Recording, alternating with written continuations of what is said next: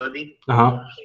So she's been concentrating on that. So that's why. And honestly, and I'm pretty sure you're doing the same thing. Like we want to keep our deals, you know. Yeah, yeah, absolutely. No, Yeah, absolutely. so So no, 100%. So I mean, any opportunity. I mean, that's a great business. My mom does the same. Well, I don't know if you even met my mom. Yeah, you didn't come to. Well, did you come to the? No, she didn't come to the thing, the second meetup. But no, my mom's in the exact same situation where she's the fundraiser on our side. That's my head. I'm sorry. oh, okay, Yeah, okay. so she does the exact same thing. So, no, that's awesome that you have somebody already in there. So whenever you do have a project, all you gotta do is like get the funds and go from there. Exactly, exactly, yeah. And we mainly want to like keep them like sub two and things like that Yeah, absolutely. because the ones that need work. I mean, don't really want to mess with flips right now. Yeah. That's my background, but I'm just too busy here, like wholesale and sub two and all of that. No, So absolutely. I really don't want to put my time into that, you know. Exactly. It's time versus money, and you gotta like flips take some time to make that money, and you Exactly, can be doing some sub two deals and still make money from it. So exactly. and in the long run. So no, I'm 100% with you. So I mean, I know we'll be doing a lot more business together, especially me and your team. I basically know your whole team already. Yeah, definitely. So no, I'm definitely looking forward to doing some more deals with you guys. Yeah, for sure, man, for sure. I'm looking forward for that. Absolutely. All right, brother. Well, thanks so much, and we'll be in touch. Okay. All right, sounds good. I will. All right. Thanks. All right, bye. Cool. All right, guys. I appreciate you guys for waiting. I'm sorry I was a little bit late. That was a great call with Hanoi, and his whole team is great, amazing. Definitely gonna do a whole bunch of deals with those guys. If you guys don't know Hanoi Vargas, I want to say his last name is. He's a sub two student. No, I'm sorry. He's an Astro. He might be a sub two student. I don't know. If it was, he's just recently joined. But as an Astro student. He's a fix and flipper in the DFW market. As you heard, he's just now slowing down on flips, and just so like everybody else.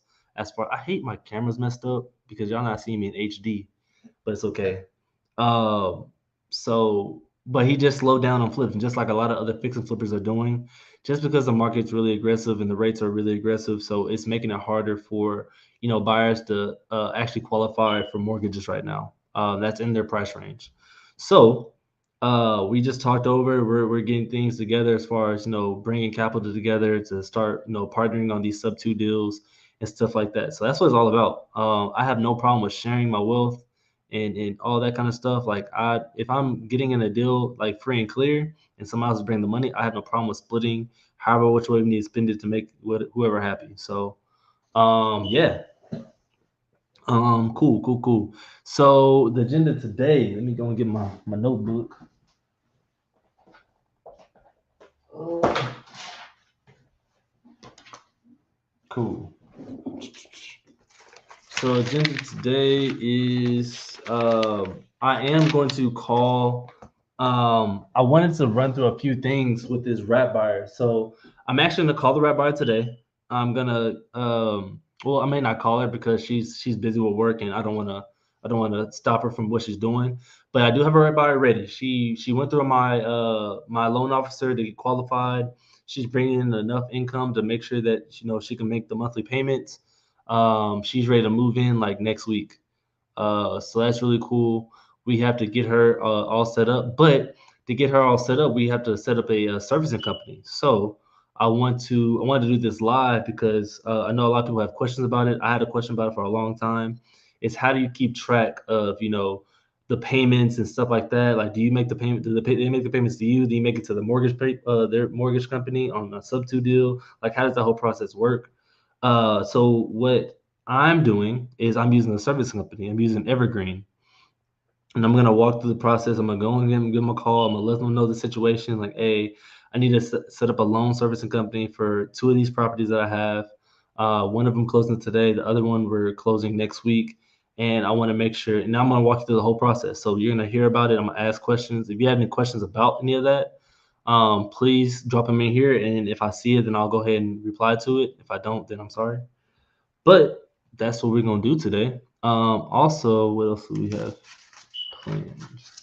I can't find I have like so many notebooks. Like I tell you, I'll be writing everything, and I write everything. And sometimes, oh, it's right here. It's not. Give me 1 second.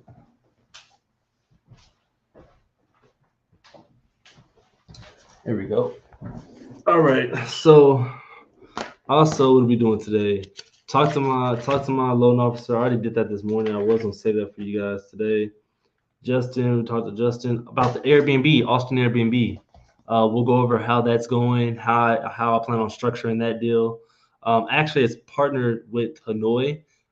It's the idea right now, and we're gonna try to work that out as far as seeing if that's gonna cash flow and do all that kind of stuff. So I'll go over that creative deal and how I'm structuring that. It's a tiny home, so we'll section some time off for that. I see that Victor kind of want to go for some role plays. We'll see if we can have time for that after the brief discussion of that. And after that, we'll just go ahead and make some more calls and do some more follow ups. So we'll do evergreen call for the loan servicing company. We'll do talk about the Airbnb project that we're doing, and I'll underwrite it, and I'll show you guys how we're doing that creative deal.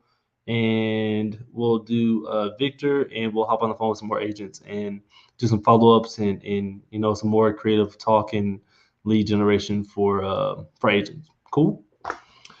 All right, so I'm going to go ahead and type in Evergreen loan servicer.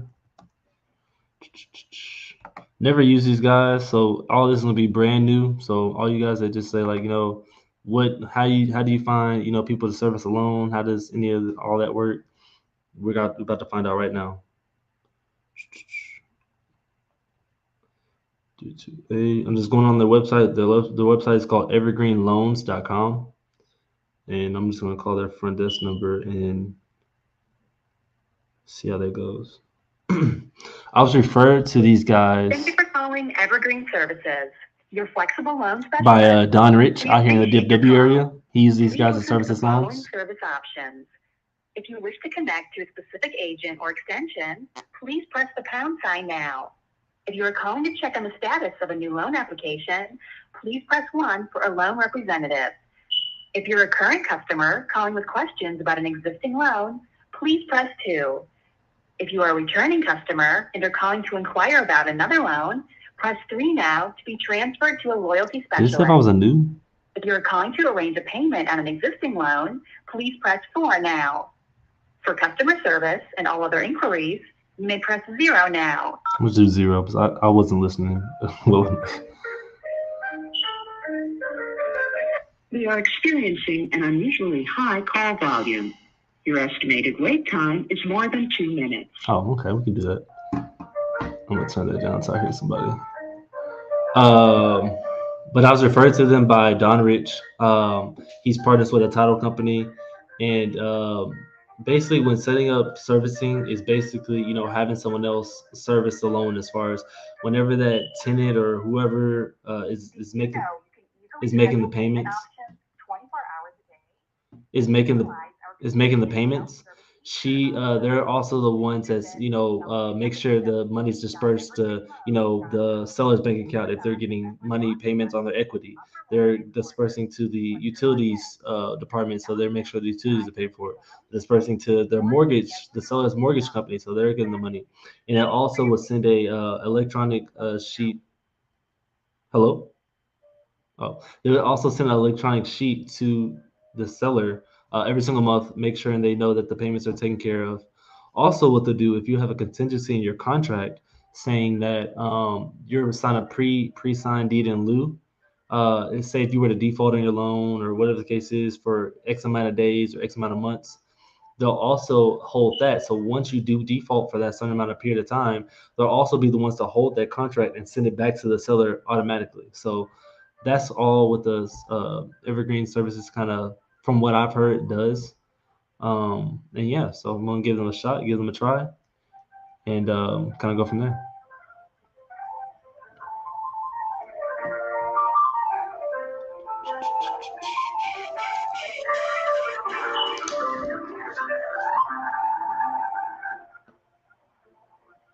Yeah, I'm excited Your about phone number is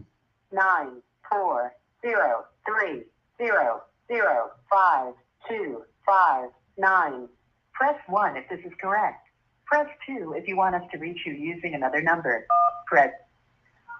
Thank you for calling Evergreen Services. Please speaking. How can I get you? that was just in time. I just did the callback. I'm sorry, what was your name? Denise. Denise? Yeah. Hey Denise, this is Damien. I am brand new to you guys' services. I was referred to you guys by a client that you guys have that highly recommended you guys. So I am kind of needing a process of understanding. I have a property that I'm buying, one that I already bought and one that I'm buying, and I'm needing to set up the loan servicing with them so I can make sure that the seller gets their payments on time. Oh, okay. So I do apologize.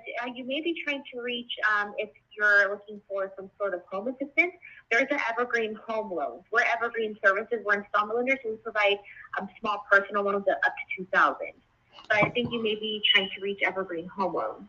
Evergreen Home Loan. So what does Evergreen Home Loan do? Do you know? So they provide services and I believe loans if you're wanting to purchase a house or refinance your home. I believe they offer those options here with Evergreen Services. We just offer a small installment loans up to $2,000. We're not affiliated with the home loans. Oh, you're absolutely right. I typed in the whole wrong thing. No, you're perfectly fine. We get these calls all the time. Okay, cool. But I believe you may be looking for Evergreen Note Servicing. That's a company too, or if you're looking for assistance with your home. Oh, that might be it Evergreen too. Home I think Loans. it's Evergreen Yeah, Note the Servicing. Okay, so note servicing is also a different one. It's also a different entity. Yeah. Okay, I think that's actually the one I'm looking for. Yeah. Okay, so let's Evergreen is a popular name apparently. yeah. Okay, cool. Note collection, Evergreen Note Servicing. Okay, yep, that's them right there. That is it. I appreciate you so much. Yeah, no worries. Have a great day. All right, you too. Well, so I'm glad I did that live. So now you guys know. So actually, the website is called notecollection.com and it's by Evergreen Note Servicing. So now you guys know the number and the website. So notecollection.com. Now let's get in contact with them.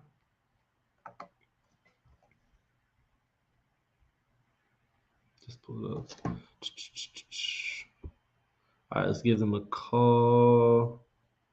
Let's give them a call. That's kind of funny. They almost have the exact same number too. That's. I wonder if they're all like the same people. Probably not. This is a whole different area. This is in Washington. Thank you for calling Evergreen Note Servicing. Gracias por llamar a Evergreen Note Servicing.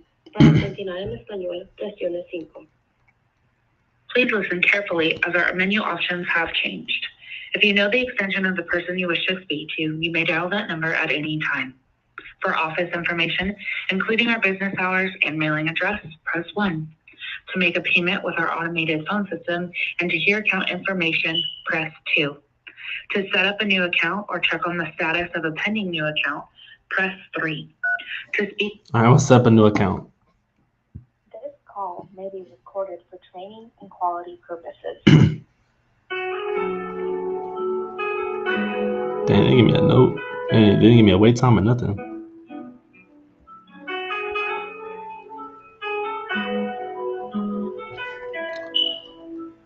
So I'm gonna give you a quick rundown of what they say on the website. They're a third-party escrow. There's many advantages of using third-party escrows. A natural party accepting payments, computing interest, principal, late charges. They imply all those. Eliminating future disputes over balances owed and protects the buyer's credit history. That's interesting. The secured holding of the original documents until the account is paid full and records and documents are after payoff. Setting up reserves accounts for the payments of taxes and insurance without annual to update taxes and insurance amount paid. Eliminating the needs to release Thank your. you for holding. If you would prefer a callback, press 0 at any time. You will receive a call when an agent becomes. Please hold to confirm your call. Press 3 to keep your place in the queue and receive a callback when an agent is available. Please confirm your callback number is 94030. Thank you. We will call you back as soon as an agent becomes available.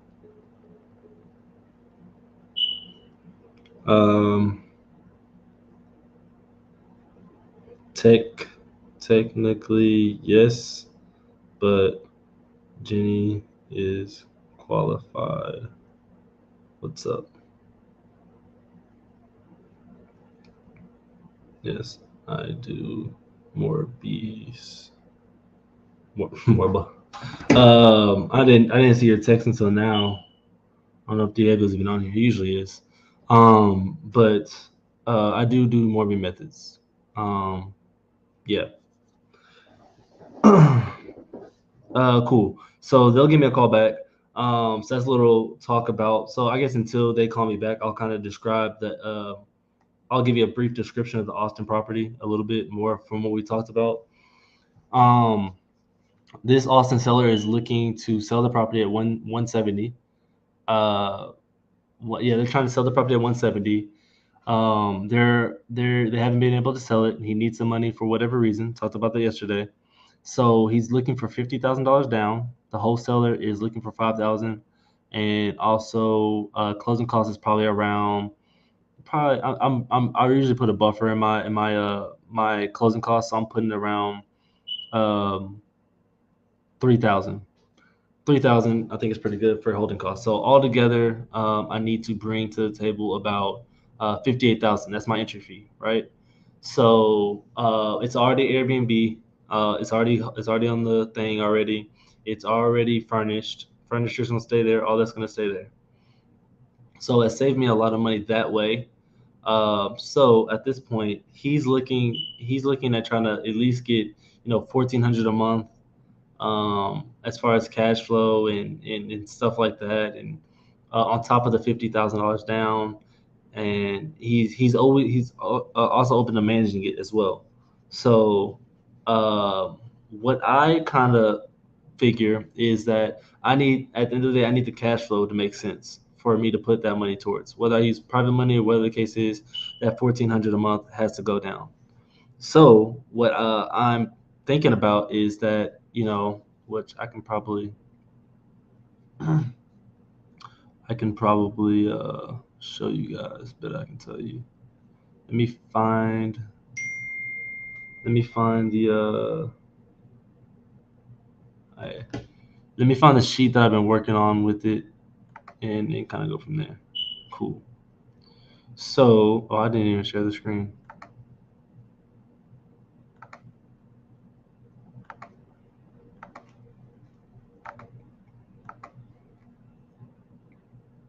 This is it.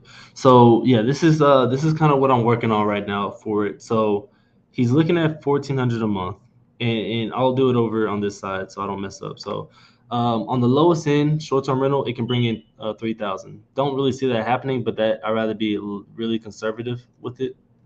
Really conservative with it. So just say that it brought in. Sorry, wrong text, brother. That I have people that are interested, and I'm going to see what time they want to view. I have a guy that needs it's on a townhome. Okay, I'll get to that 1 second.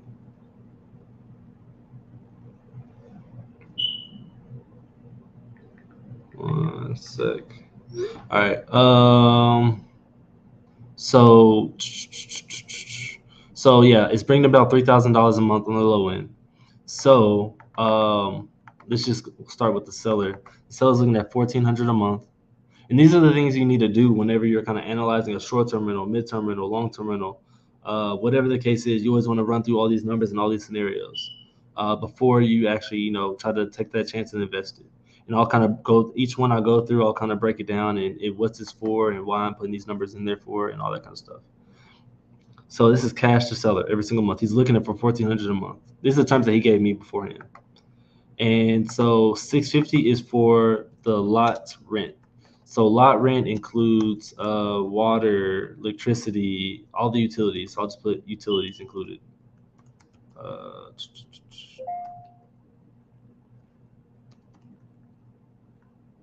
I know I spelled that wrong. Cool. Utilities, all that is included. With the 650, which is dope. I like that. So also with that, I'm not paying any property taxes. So that's also cool too. So on top of that 650 and paying him the 1,400 a month. What else I have to take care of? I have to take care of where am I going to get the money from, right? I'm needing to bring 58,000. If I use business credit, I typically pay my business credit 12% back, and use it that way. If I'm using PML, it depends on what kind of rate they want on their money. Even though they're at 50% and stuff like that, trying to get their money back.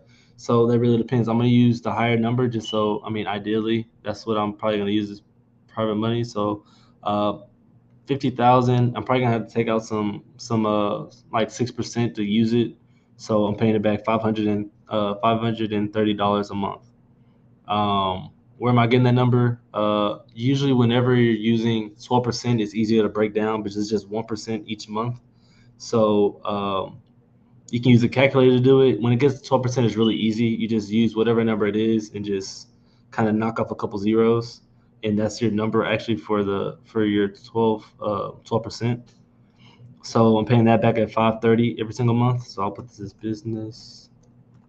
That's not right.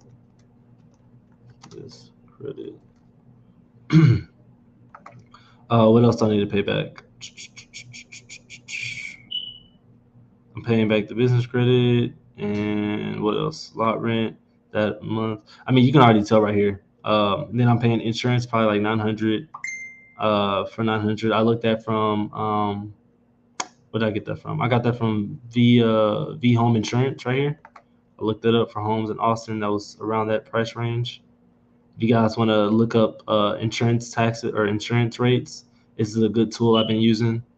You just find the value of the home, and if it's like more than this, then I kind of add this plus like whatever how much I need to add to it to kind of get that number. But that's where I kind of got the I put 900, but it's 800, so that's fine. I rather always assume more. Always assume more. So that's that. Where else are we at? There's no HOA. There's no others. No property taxes because it's already on rented land. So this is really important. I talked about this yesterday on my reel, yesterday or 2 days ago. CapEx, cleaning, and maintenance. So with him taking care of management, he's also taking care of cleaning too. So he'll have his cleaners go in there, do the same thing they're doing, all that jazz.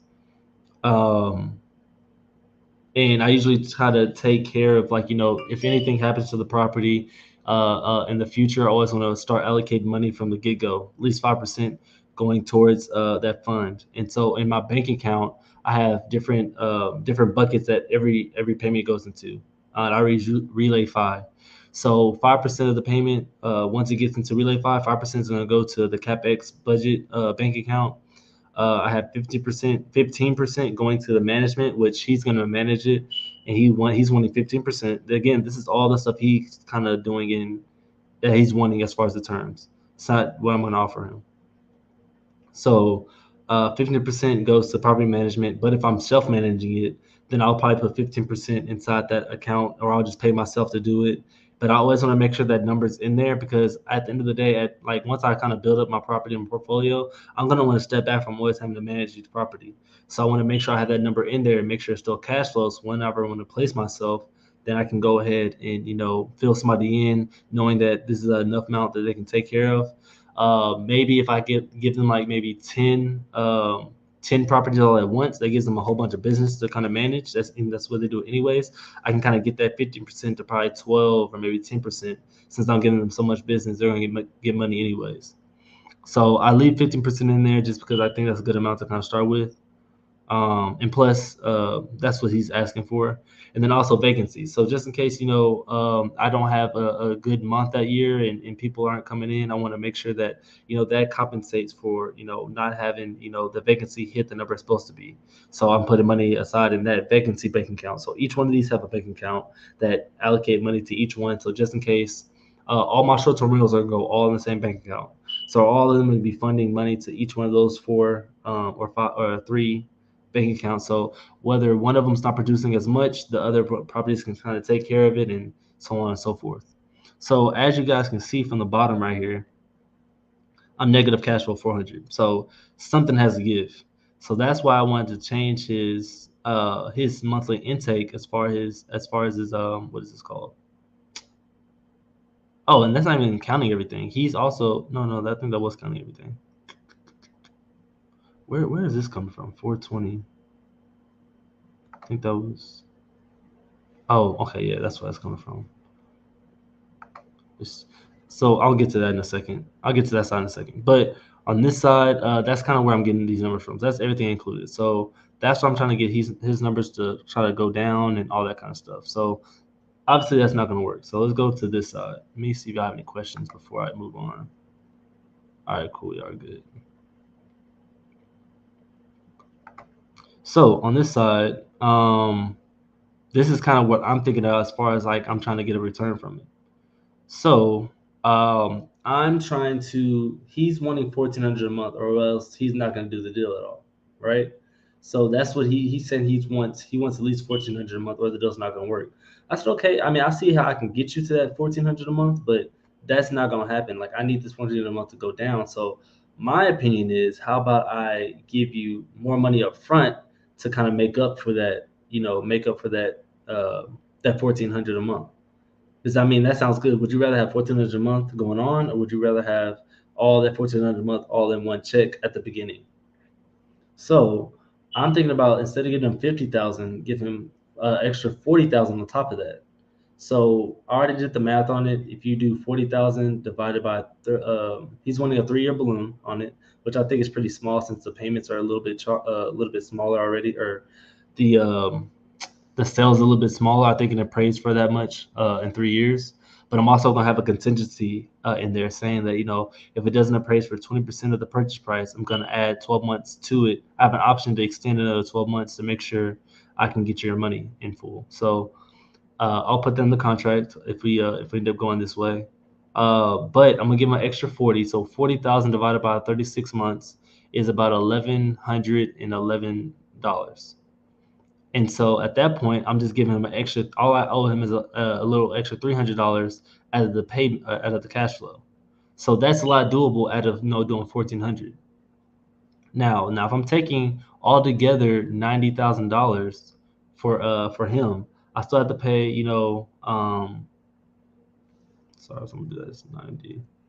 So I'm still gonna have to pay the assignment fee. I'm also still gonna have to do the closing. So that's 98,000. So where is that 98,000 all coming from? So I'm gonna have to do part of it as business credit. I can do all of it as business credit, or I can kind of save my business credit from taking so much from it, or I can do it as equity partner in it. So I can so I don't have to use all my business credit on this one deal. I want to use this much less as my other people's money, however you want to call it, business credit, private money lender, all that kind of stuff. I want to use that as less as possible, so I can use it to fund other deals. So if I can get an equity partner in here, that kind of loosens up a little bit my equitable or my liquid funds that I have at my disposal, and also get someone else in the deal to kind of make sense for them. So the win-win here is that he's still getting technically his 1,400 a month. He just gets it at a lower. He gets it all at once, a little bit faster, and I get more cash flow to come through to kind of make it make sense for myself. This again is at the same $3,000 a month, and so 500. So with their private money lender, when they bring in, I'm gonna change this out. They're gonna be in first position because this is actually a private money lender that's getting into the deal. He's securing the money against it. I want to do 10% to him. I want to do 10% to. I'm sorry. So he's not wanting per se interest. He just wants a return on his money. So I'm thinking of doing 10% altogether, which I think is actually not 400. Or 500. It's actually it's 416. I'm gonna put 420 because I always round up. So he's actually getting 420 back to him, and that's 10% of his 50,000. So I'm bringing to the table 48,000, and so altogether it's really probably gonna be like about 50,000 because because of the 6% thing to add to my thing. So business credit.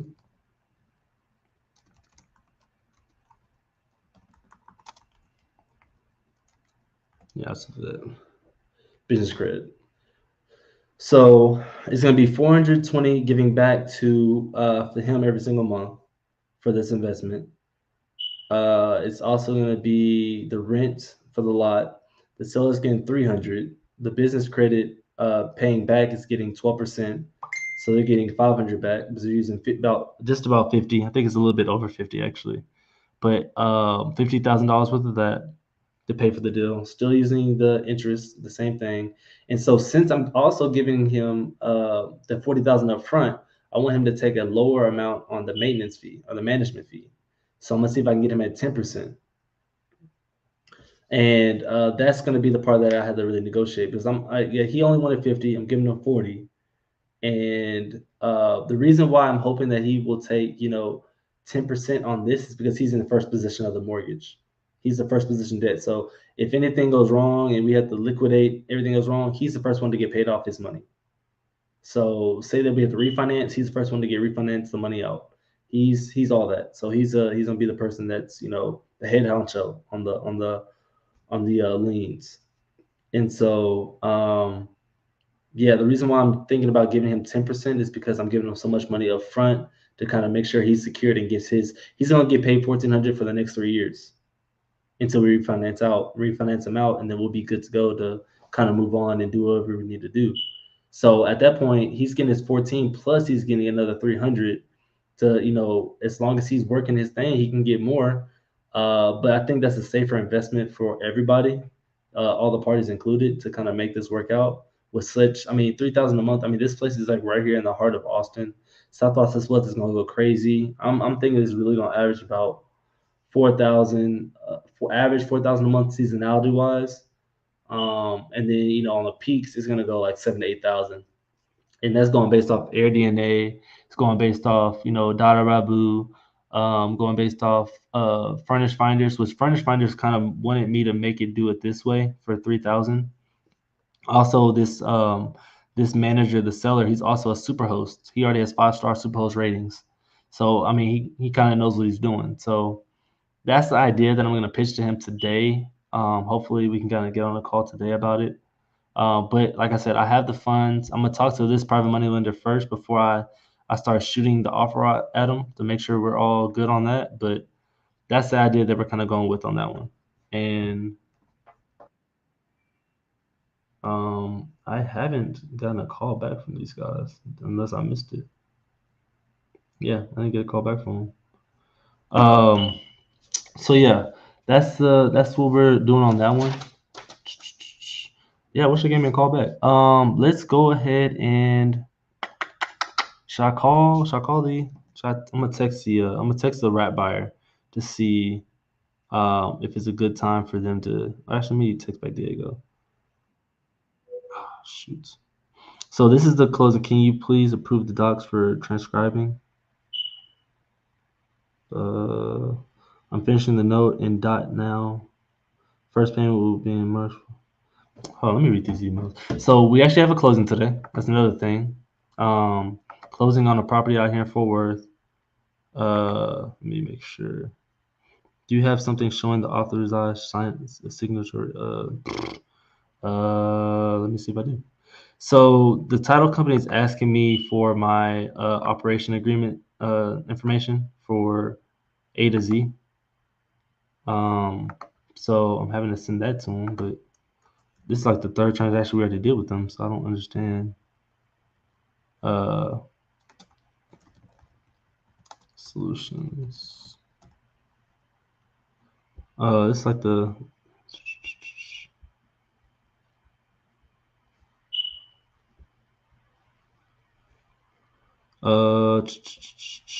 and I'll go ahead and kind of show you guys what that looks like as well.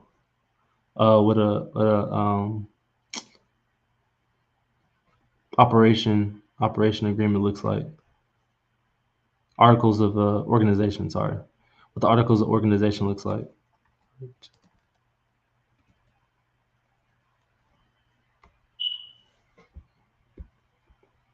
All right, A to Z Property Solutions operating agreement. Oh, am I still showing my screen or no? I'm not. So this is what an operation agreement looks like.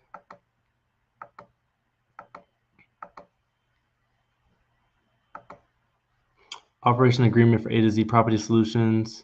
You know, it has honestly, I don't read all this. It has the organization, organization name, terms, resident officer, principal office. I think it should have our names in here as a signature people in there. AZ Holdings. Wonder if it has its members in here as well. Give me 1 second to find this information that this people need. But yeah, this is all this like hoop. I don't ever read this. I never even went through this before. A to Z Holdings. I don't know why they need all this. My name's not even on here. But I'm gonna download this real quick. What am I needing? I'm trying to just find something where my name's on it, so they can. I guess they don't believe that I'm the person on this one. EIN, acknowledgement.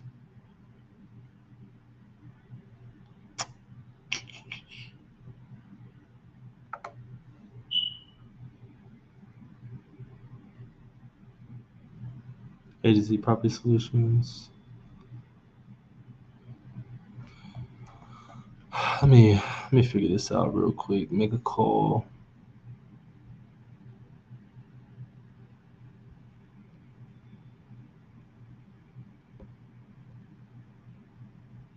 Let me make a call real quick.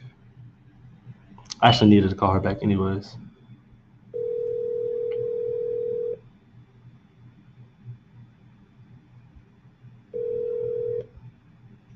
Hey, Damien. Hey, what's up? I accidentally sent them 1,000 more than what they needed. Okay. So let them know to transfer that back. Yeah, they'll to that bank it came from. Okay, that's fine. I'll do that. They might want the wiring instructions for that, so just send it to me in the email if you can. Also, I am needing. I'm looking to see like they're looking for. I'm gonna send them this as well. But they're trying to see like I guess. Let me see what they even asked me. Give me 1 second. They asked me for. Do you have something showing the authorized signatory? Because I sent them here. I'm gonna just send them this as well. Who are we talking about? They're talking about Kane title. Okay. And I guess I don't know what they're exactly looking for exactly, but I guess they just want to make sure that I'm the one that's, can you please approve the docs for subscribing? Oh, sorry. I need to answer this real quick. I can call you back if that's okay. Okay. All right. Okay. Hello? Hi, this is Amalia with Evergreen Home Servicing with your callback request. Yes. Awesome. Thank you guys. So I'm totally new to you guys and the loan servicing that you guys have. I was just referred to you guys by a client that you guys have that suggested you, highly recommended you guys. So are you calling in regards to new accounts? yeah, so I am doing a new account with you guys. I'm looking to two. I don't know if I need two new accounts, if I have two properties, or just one account, and then we kind of just section it off. Is it the same? Are you the buyer or the seller? I am the buyer. The buyer. Okay, and is the seller the same person as well? So okay. I guess so. On one of them, I'm the seller, and then one of them, I'm the buyer. So I guess I can just explain a little bit, and maybe you can help me which one I am. So I bought one property already, and I'm needing help servicing the loan as far as making sure that I have a seller financing with the seller, and so I want to make sure the seller gets paid, but I already bought the property. Okay, so it sounds like we need to open up two accounts then. Okay. And And what state are you located? Both of these are in Texas. Okay, Texas. Okay, that's totally fine. We do service in Texas. So what I can forward over to your email address, if you have one, is a new account packet. That would include a checklist of all the documents that we need, our fee schedule, W-9 forms if we are going to credit a bank account or debit a bank account. Have you had a chance to look over our website, notescollection.com? I briefly looked over it, honestly, and I was like, let me just give these calls a call, and hopefully they can kind of fill me in on where I need to be at. Okay, yeah, no problem. So in regards to our fees, to set up the account, there is a one-time setup fee of $100. Okay. And a monthly processing fee starting at $70 a month.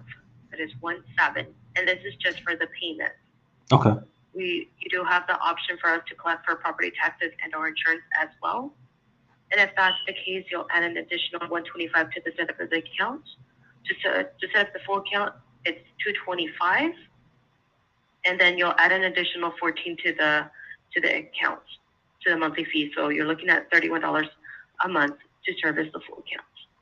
Okay. So, let me just make sure. So altogether, a one-time setup fee for both accounts, each is going to be $225 if I want property taxes and insurance added? Yes. Okay. And so, I'm sorry, I forgot. What was your name? My name is Amalia. Amalia. So Amalia, so typically when I'm dealing with, I'm just paying, making sure the mortgage is getting paid for the seller, and I'm not worrying about the property taxes and insurance. Do I need to pay that extra 125? No, you don't. It's an optional service. Okay, awesome. So that's what I thought. Okay, so I'm just doing the 100, and then the 17. Okay. I think that's where I'm going, because I'm just making sure that the seller's mortgage gets paid, not necessarily property taxes. Okay. So I see what you're saying now. I thought there was going to be two accounts, but it looks like it's just going to be one account with an underlying loan, so that we disperse to the underlying loan Yes. on behalf of the seller. Absolutely. Yep. Got it. Okay. Yeah, definitely.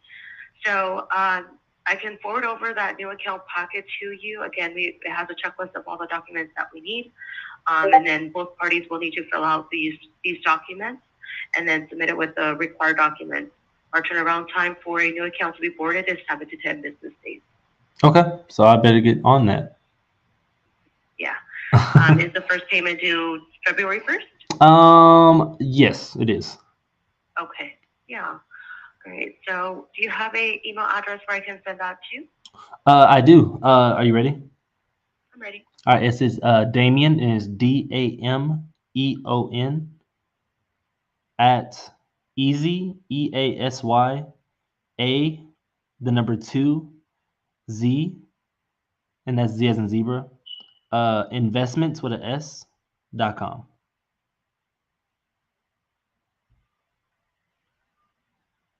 Okay, let me go ahead and repeat to make sure I heard correctly. This is Dameon, DAMEON at easy A2, the number 2, Z investments.com. Yes, absolutely. It's correct. Okay, so please allow me about 5 to 10 minutes to forward that over to you. Besides that, did you have any other questions for me? Yeah, I was just making sure. So, I mean, in the future, I definitely plan on using you guys again. And so on this situation, I'm just doing, I'm just doing the mortgage for them. But on another situation, I may just need to do where also I'm transferring the property taxes and insurance and stuff like that. So will that need to be set up? So I guess what happened to making it a separate account instead of one account? What was the difference, I guess, on that? I'm sorry, I did not quite understand. So, well, yeah. Are So you trying to say that can you set up the impound account for taxes and insurance at a later time? no. I guess because when I mentioned that I'm not paying the property taxes and insurance, you said instead of 2, it's going to be 1. And so I guess what made that the different? What made that different? Like So why? Yeah. Why did they go back to 1?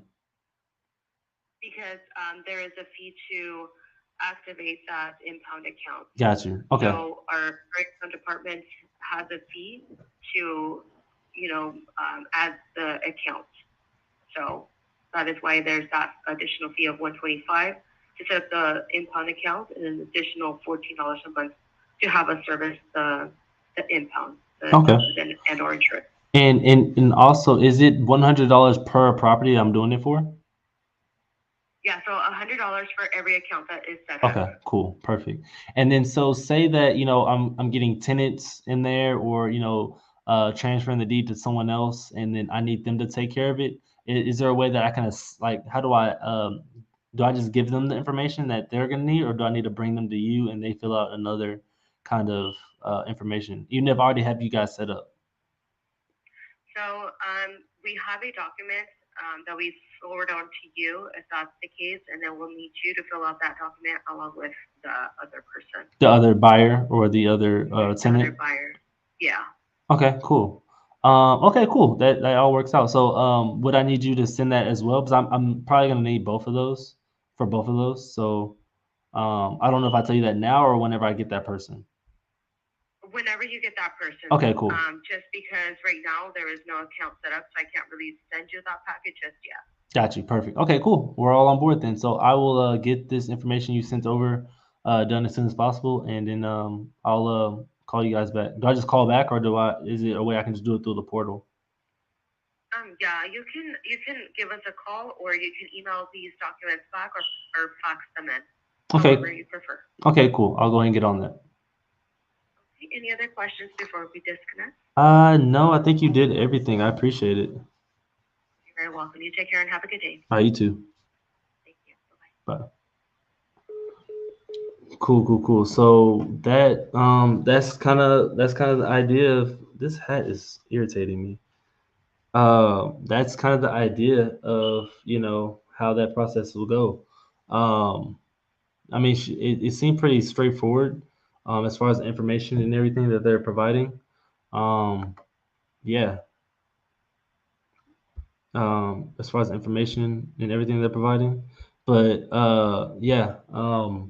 Just fill it out, and then so once I fill all that out, it's gonna cost $100, and it costs $17 a month. So I'm not gonna pay that $17 a month. I'm gonna have the buyer end up paying that. So I'm going to try to get on the phone with that buyer, that rat buyer, kind of let them know the breakdown as far as what's going on, what's also gonna need to happen, and all that kind of stuff, and who they're gonna be making the payments to, and kind of update her as far as everything on that. So I think she's gonna be excited, but she really needs to go, and she was like, "You are good to go."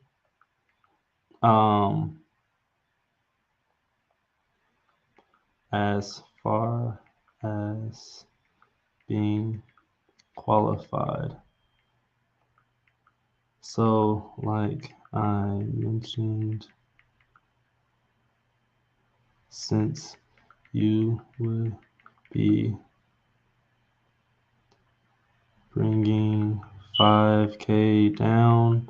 So the agreement with this buyer is that they're bringing 5K. So we initially asked for 15K down, and then they can get the property and everything like that, and then work everything out. And instead, she's going to bring 5K down, and she wants to pay more monthly to kind of make up for that. So I told her, since she's only bringing 5K down, she's going to pay $400 more, which from looking at her information, she's able to do that, right? So that's what I'm gonna kind of work out. I'm gonna also let her know that she'll also be paying $1,700 a month going towards that. I'm gonna be totally upfront with her and everything, because I can tell that she's kind of the person that kind of appreciates having everything out there open for you to kind of do all that with. So yeah. I mentioned since would be able to do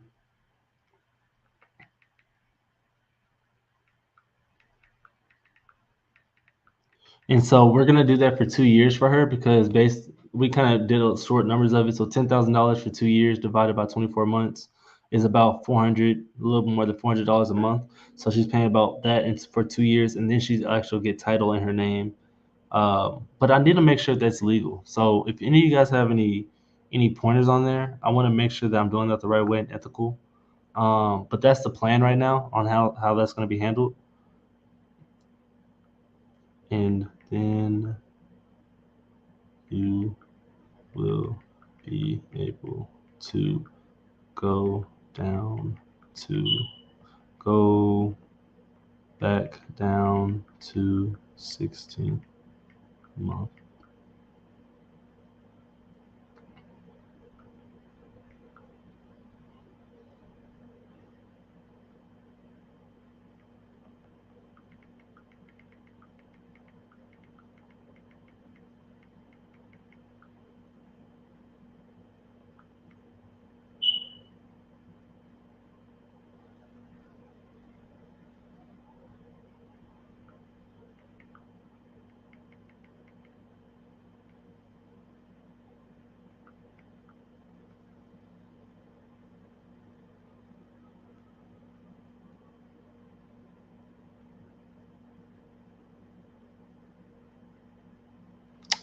Sorry, guys. I'm just thinking to make sure I type this in right.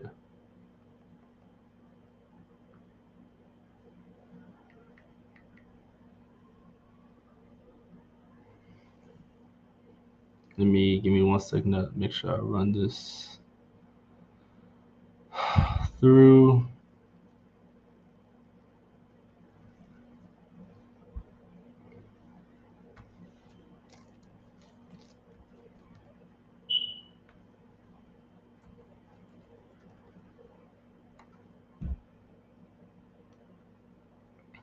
$600 or so dollars.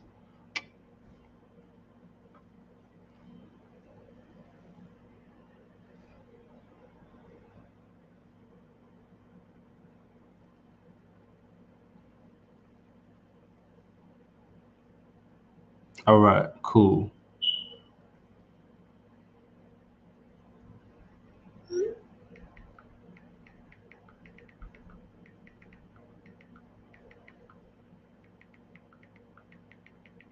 Today, I'm free for calling anytime today. If you need to, let me know when you want to get the ball rolling. Honestly, I'd rather you get it than the other party now.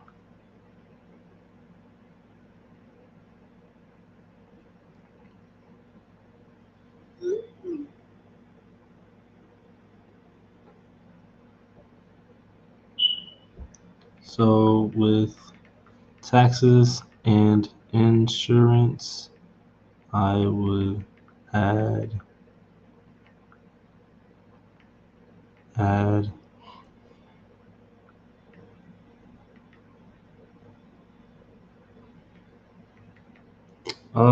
so she's asking me what would the total payment be, and so what she's meaning is including adding the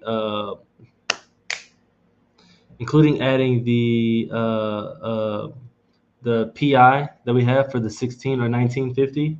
How much more are we adding for the interest and taxes? So honestly, it really depends. Honestly, at that point in time of the buyer and how much they can approve for the property taxes. Property taxes in the area I already know are, I think,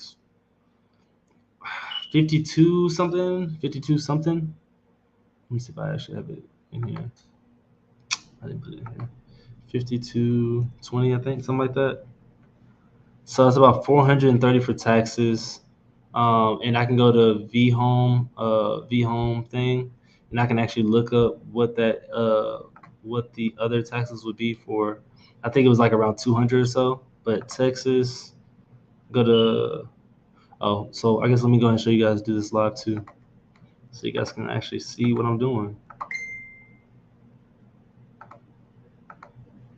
So I go to VHome Insurance. I'm gonna start over. Go home. You go to vhomeinsurance.com. I go by location. I go to Texas. I go to the city that I'm going to, Fort Worth. And then I'm going to scroll down to the average price of the home right here. So it is at 250. So I'm doing 2,000. This right here. Down right there.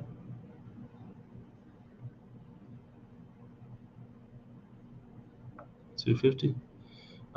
Actually, should I do this one for 300? Because I don't. I'm gonna do 2513 actually. Oops. 2513. So yeah, it's like it's a little over 600 ish. It's not a little over. It's like 650 almost. So altogether, our payments are looking like about 650, 50, 600. It's like 2600 altogether.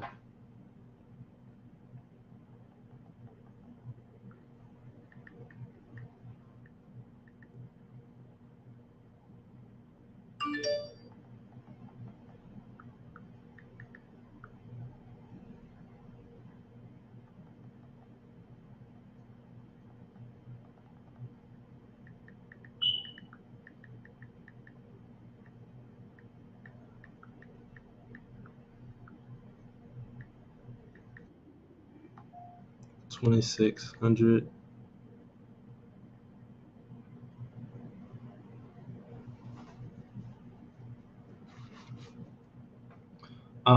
So with taxes and insurance, I would be conservative and say 2,600. 2,600.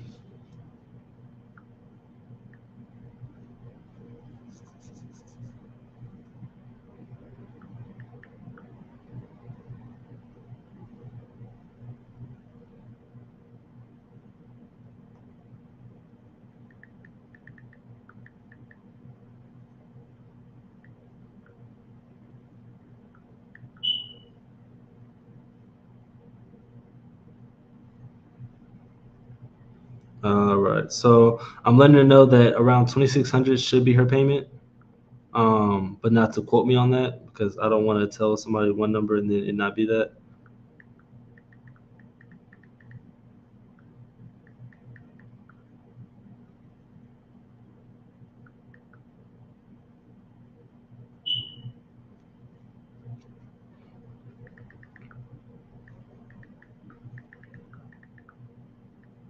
I got that information from the tax assessor.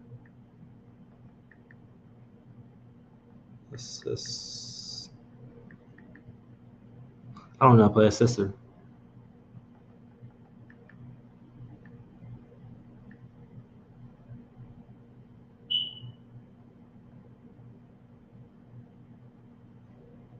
That was from.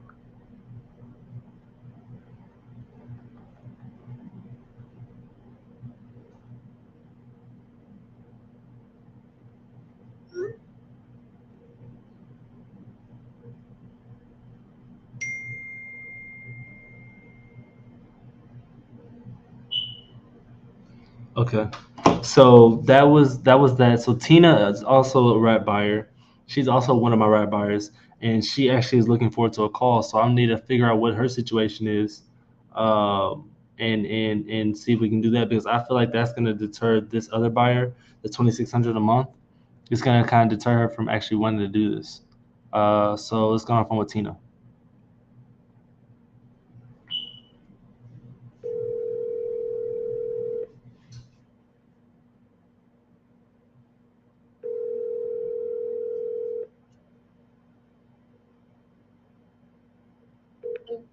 Hello.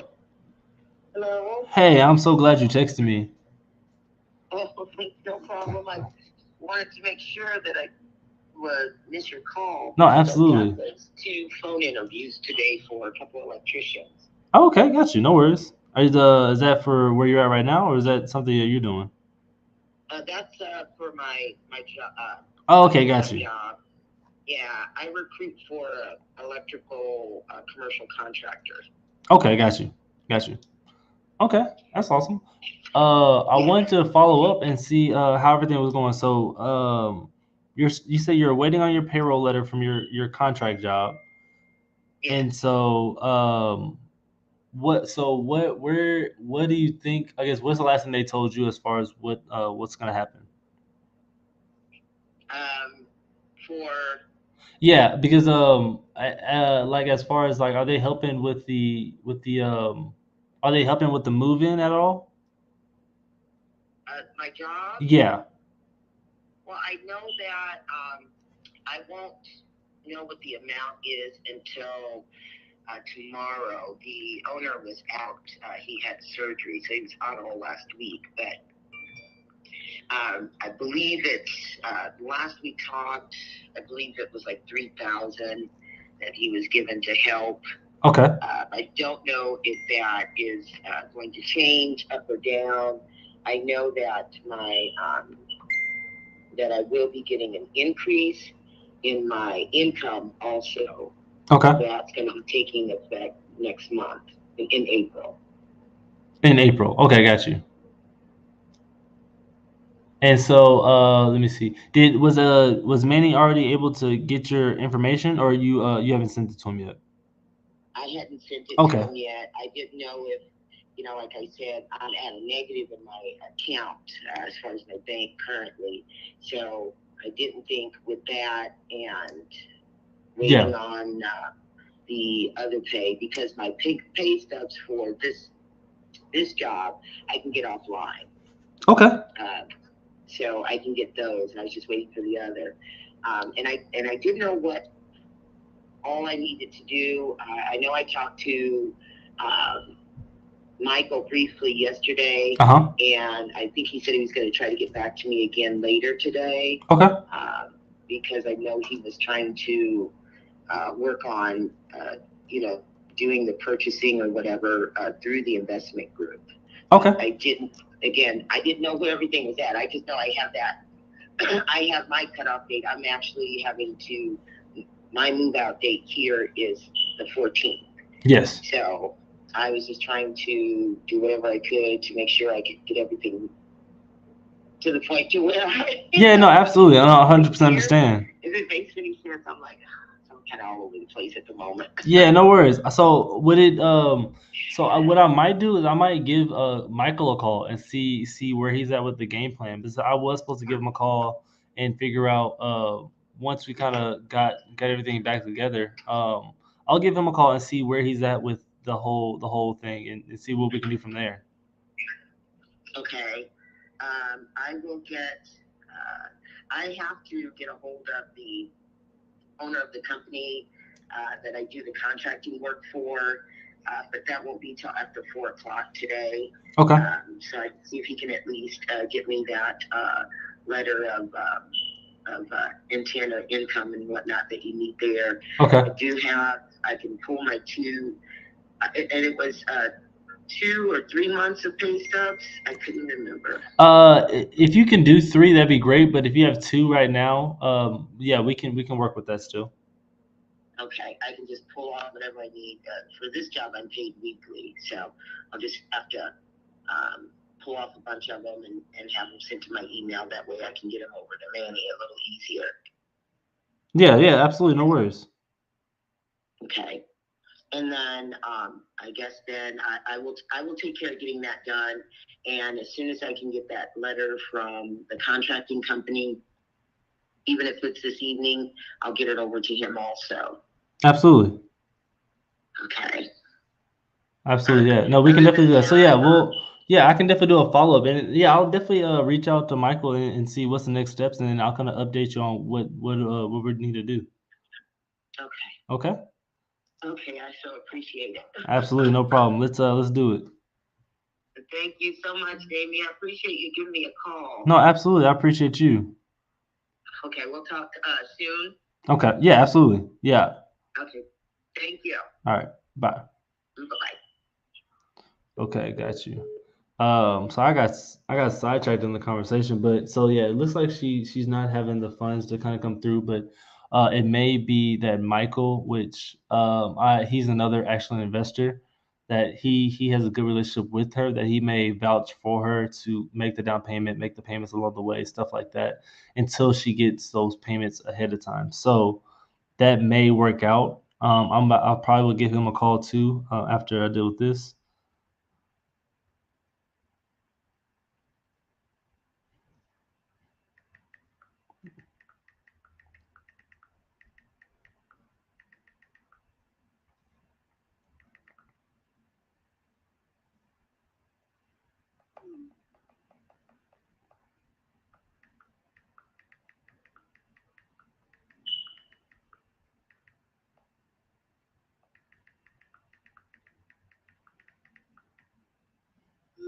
Okay, cool. So yeah, let's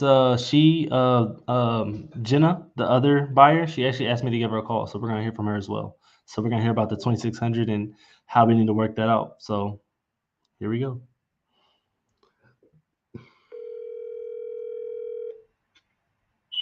Hey, Damien. Hey Jenna, how you doing? Doing wonderful. Awesome. So glad that you can sell me the house. Yeah, no, absolutely. So I wasn't worried about the income. I was like, I'll see right there. I put a lot of money in my account. So. Yeah, no, absolutely. So my only concern is I have to give my landlord a 30-day notice here. I've been on a month-to-month for 2 years. Okay. Because I've rented him for 5 years, but I need to know about the timing of the movement and when you need the money because I still have to pay him. Shut up, Max. I still have to pay him a month's rent and then give him a notice. So if I give him notice today, that would put me in the house February 1st, basically. Okay. Because that gives me, the time to transition to the new house and clean up this house. Yeah, absolutely. Stuff like that. So I just kind of want to make sure the money's in line for that. Yeah, absolutely. Right. So, what's the next step? Like, is there a contract I'm going to review? Stuff like that? Yeah. So I'll actually have my transition coordinator draft up that contract. Actually, I already have her on the webs. I was like, I'm feeling good about this one. So I was like, go ahead and get it drafted up. And Sure. funny thing is, the other buyer called me just now, and I kind of told her, I was like, well, things are kind of off market right now, but things I'll update you. We have another one. And she's on the goal line right now, and I don't think she really has the funds like kind of like you have to represent for yourself. So I don't think that would have worked out honestly anyway. So I don't feel as bad. But Yeah, the point is to get the money for that. yeah, exactly. And so like I'm always trying to work with everybody and with their situations because I understand. So I was like, I'll do what I can. And I get another. They moved us from semi-monthly to bi-weekly, which makes me a hell of a lot happier. Right. So I get paid this Friday, the 27th, and the 10th. So I had to actually pull $1,500 from my savings because my horse got sick, and I just had to send a bid out there last night. So, Gotcha. But I have a payday coming up, so I can at least, do most of it, and then before I move in, steal the rest of the 5. Yeah. So when I'm transparent with you, by the way. Yeah, I appreciate it because at the end of the day, we're gonna be together for a while. So that's I want to be the same way with you. So what are you thinking as far as when do you want to move in? You want to do the first and moving in, or how does that want to go for you? I'm thinking, let me see here. Like I said, I don't want to overextend myself here. Okay. Is February 10th too late? It's not too late at all. Okay. That's totally And up I can to. give you some good faith money up front too. Yeah, I think that'd be the only thing that my partner would actually want because she at this point she's kind of like she's good with it, but she don't want to pull no more strings. So I'm like, I'm gonna do what I can to help out. But Sure. so yeah, no, if we can do that, and it's honestly just to cover, what it'll probably just cover what we need to cover for the house being there. And then we can kind of start from there at that point. How much will that be? So what do we need to do for that one? Let me double check real quick. To cover everything, we're looking at 17. 1,700? Yeah. Yeah, I can do that. Yeah. 17. That's just to make sure the place is getting maintained and stuff like that. Sure. And then the rest of it's just, obviously what we give to our marketing and split between us two. Yeah. So at that point, yeah. We'll try to work that out because I know when would you want to do, because we can kind of delay the down payment if that kind of helps you out, It does. Yeah. Just because all this shit just happened. Pardon my French, sorry. No, you're good. Go ahead. No, so I had to prepay for my surgery. Okay. Sorry, it's loud ass truck. And then my horse got sick, so I literally clipped some of my savings, and I'm really upset about it. But, Yeah. I take home $2,700 every other week, so that's not the problem. Yeah. The problem is just getting there. Yeah. So yeah, let's do that. Let's like do enough to take care of this month, so that way when you move in, so do you feel like you'll be able to have that 5,000 on the February 10th, or when are you want to push that back to?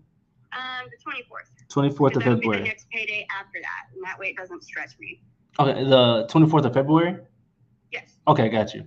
Okay, so It'll we'll be 2 weeks after moving, so I'd have at least half to you, and then I could do the other half on the 24th. okay, got you. Does that Okay. work? Yeah, I think that actually does. It does. So let's do that. And that way I'm 17. not, because I have 3 weeks of PTO, thank goodness, because I'm having my surgery on the 17th.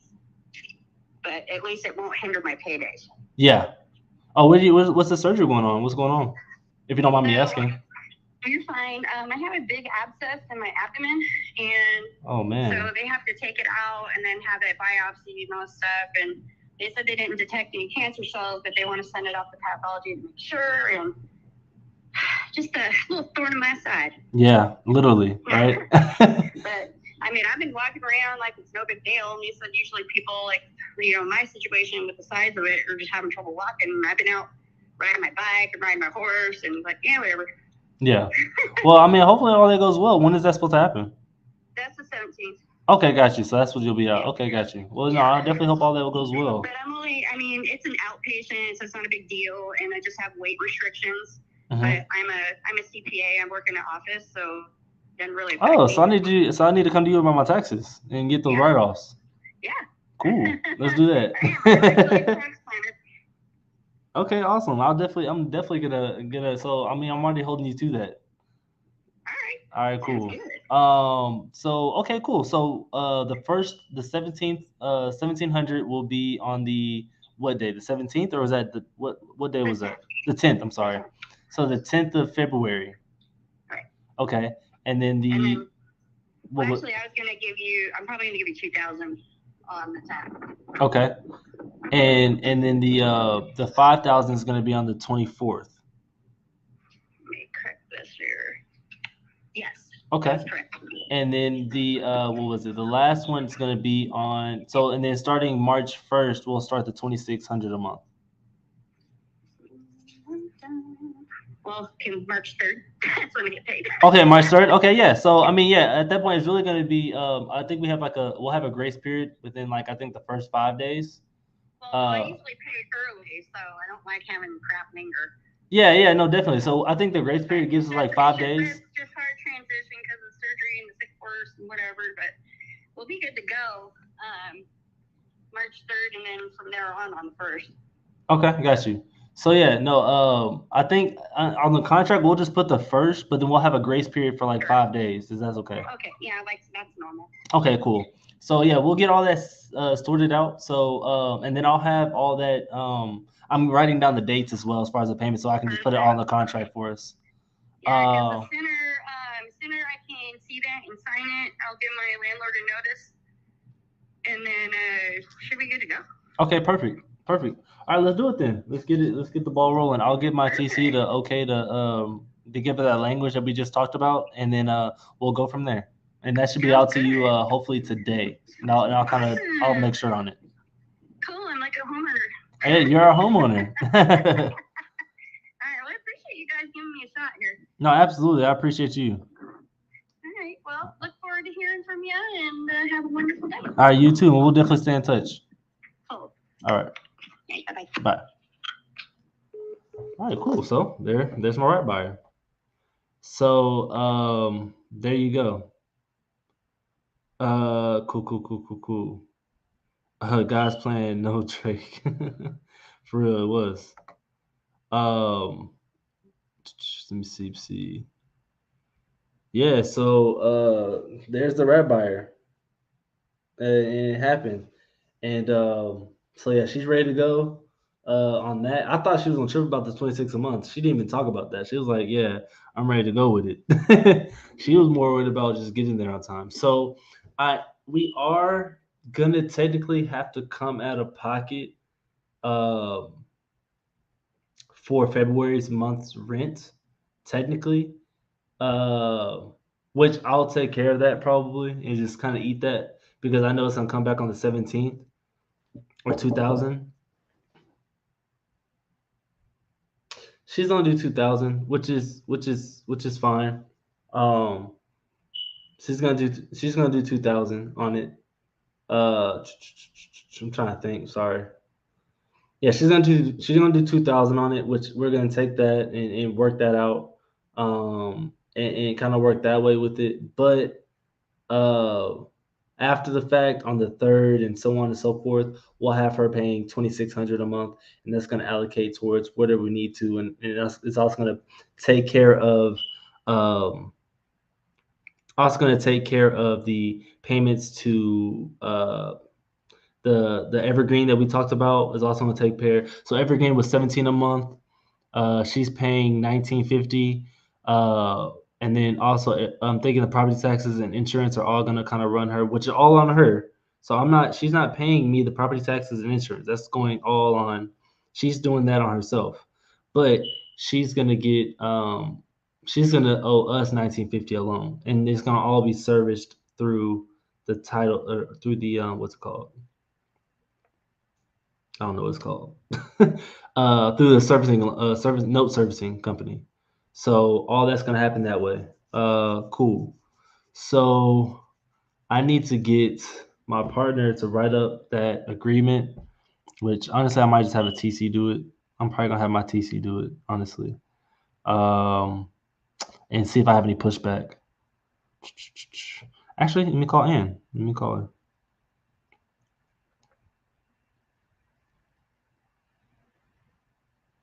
Let's give her a call. Awesome. So Ann's my TC for this project. Here, I can do this. I can't complain. How about, let me see. Oh, set the streamer. Oh yeah, here you can have. Gotta call in real quick.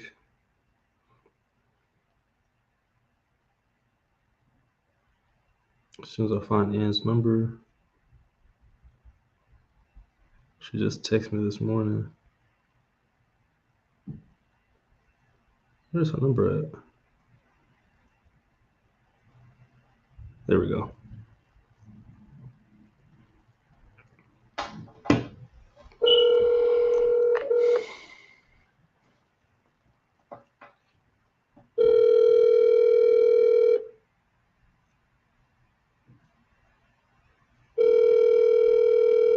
She's in California, so like 2 hours behind. So it's technically still morning time over there.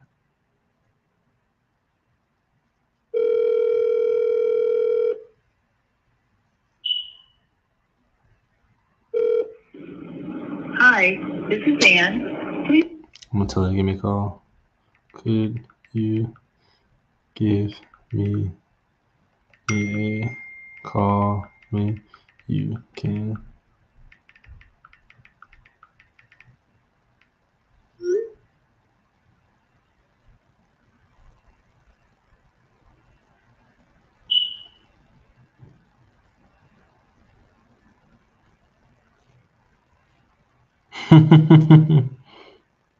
All right, cool. Let me have Don on here one day too. All right, let me see. What's up, man? How you doing? Yo, Damien, what's up, bro? What's up? What's up? So I asked you if we can role play, but literally when you got on, I went to lunch and I just got back. So, Okay. Yeah, everything been good? No, everything's been good. Everything's been good. It's been a busy one. Yeah. What's the rap? Tell me about that one, bro. You better sell that one? Yeah, so that one is a wrap. It's out in Fort Worth. Diego actually helped me find that one. Really? And so we're just now getting a buyer in there, it looks like, and then I'm gonna have my partner or my TC end up writing a contract to kind of outline the terms that we kind of talked about and payments and stuff like that to kind of make sure everything's on the up and up, and set up the servicing company, which I also need to do because I didn't even look at the email. Really? But Diego brought you that one? What's that? Diego brought you that one? Diego did bring me that one. Yes, he did. And so we're gonna try to work that out as far as get everything situated, and then kind of get everything in order, really. But yeah. Nice. I'm still waiting on rental comps. I called a realtor. He said he was going to do it for me, but they haven't done it so far. I even called the listing agent to pull me a maid. I just want to see what she's got. Mhm. And I'm not sure if she's going to pull some crazy comps or what, because she's a listing agent. Yeah. But I'm working on that. And then I'm also working the FHA that we were talking about yesterday. I'm waiting for him to send me the mortgage statement. He hasn't responded, so I'm about to call him back here in a bit. The FHA or the VA? VA, sorry, it was Okay. a VA. Yeah. And he told me they wanted to walk away with 17,000. And he has no equity? To my knowledge, yes. Okay. Yeah. I don't know. I don't know if he's gonna get that because he's not gonna get that on the market. But My thing is, I feel like that's just only the agent's commission. Like, I don't think he wants to walk away with anything because it's this purchase price. The purchase price is like in the 400s. 400s. The agent's probably getting 12. Yeah, and they're asking 17. Yeah, the agents. If it's like 450, I think the agent only getting like 12 something. And that's just me guessing. I think that's what the number is. Yeah, you could say 12 times 3%. 1350 actually. So yeah, if it was 450, they're only getting 1350. So if it's anything below 450, they're probably getting around 12 or so. So unless the seller's really looking for like 5,000 maybe. Yeah, I'm just trying to figure out what we can do with it, because from what he told me, that PI is freaking high. Yeah, so I mean the only things you probably could do with it, if what was it? It was like 20 something, or it was the principal and interest. Well, no, but it was in the 3,000s. Oh yeah, so that's absolutely out. Yeah. Well, where was it at? This was in by Saginaw. You know where Saginaw is at? Saginaw. Is this in Dallas or is this in Fort Worth? It's like north of Fort Worth.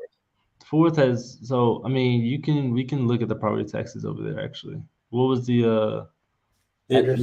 Is that what the thing is actually? Is it actually in Saginaw? No, it said Fort Worth. It's just okay. What was for? I might give you the address. Oh, it won't. It didn't. It just goes based off the actual area. Okay. Let me see. And then if it's for looking at $10,000 for the property tax, so that's probably adding like another 400 or so. That's high property taxes. So if I'm just going, this is in DeSoto. DeSoto, like we have our other home is in DeSoto. Their property tax is like 11,000. Wow. And so yeah. So you're looking at purchase price on that. What was that? What was the purchase price on that? We got it like in 2019, so it was 380. So yeah, that's $800 alone. $800 just for property taxes. So that's not even the mortgage or the insurance. So 800 a month. That's 800 a month just from property taxes. And if you want to go here, it's in Fort Worth. It's going 450. So this only goes to the 400. So you're already doing 32 plus, let's say 200. Let's just say 3,500.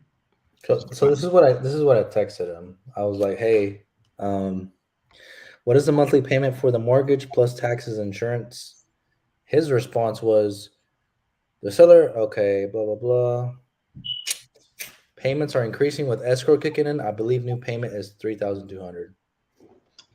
Payments are increasing with escrow kicking in. So what escrow is, it's taxes and insurance. That's what escrow is when you're paying it.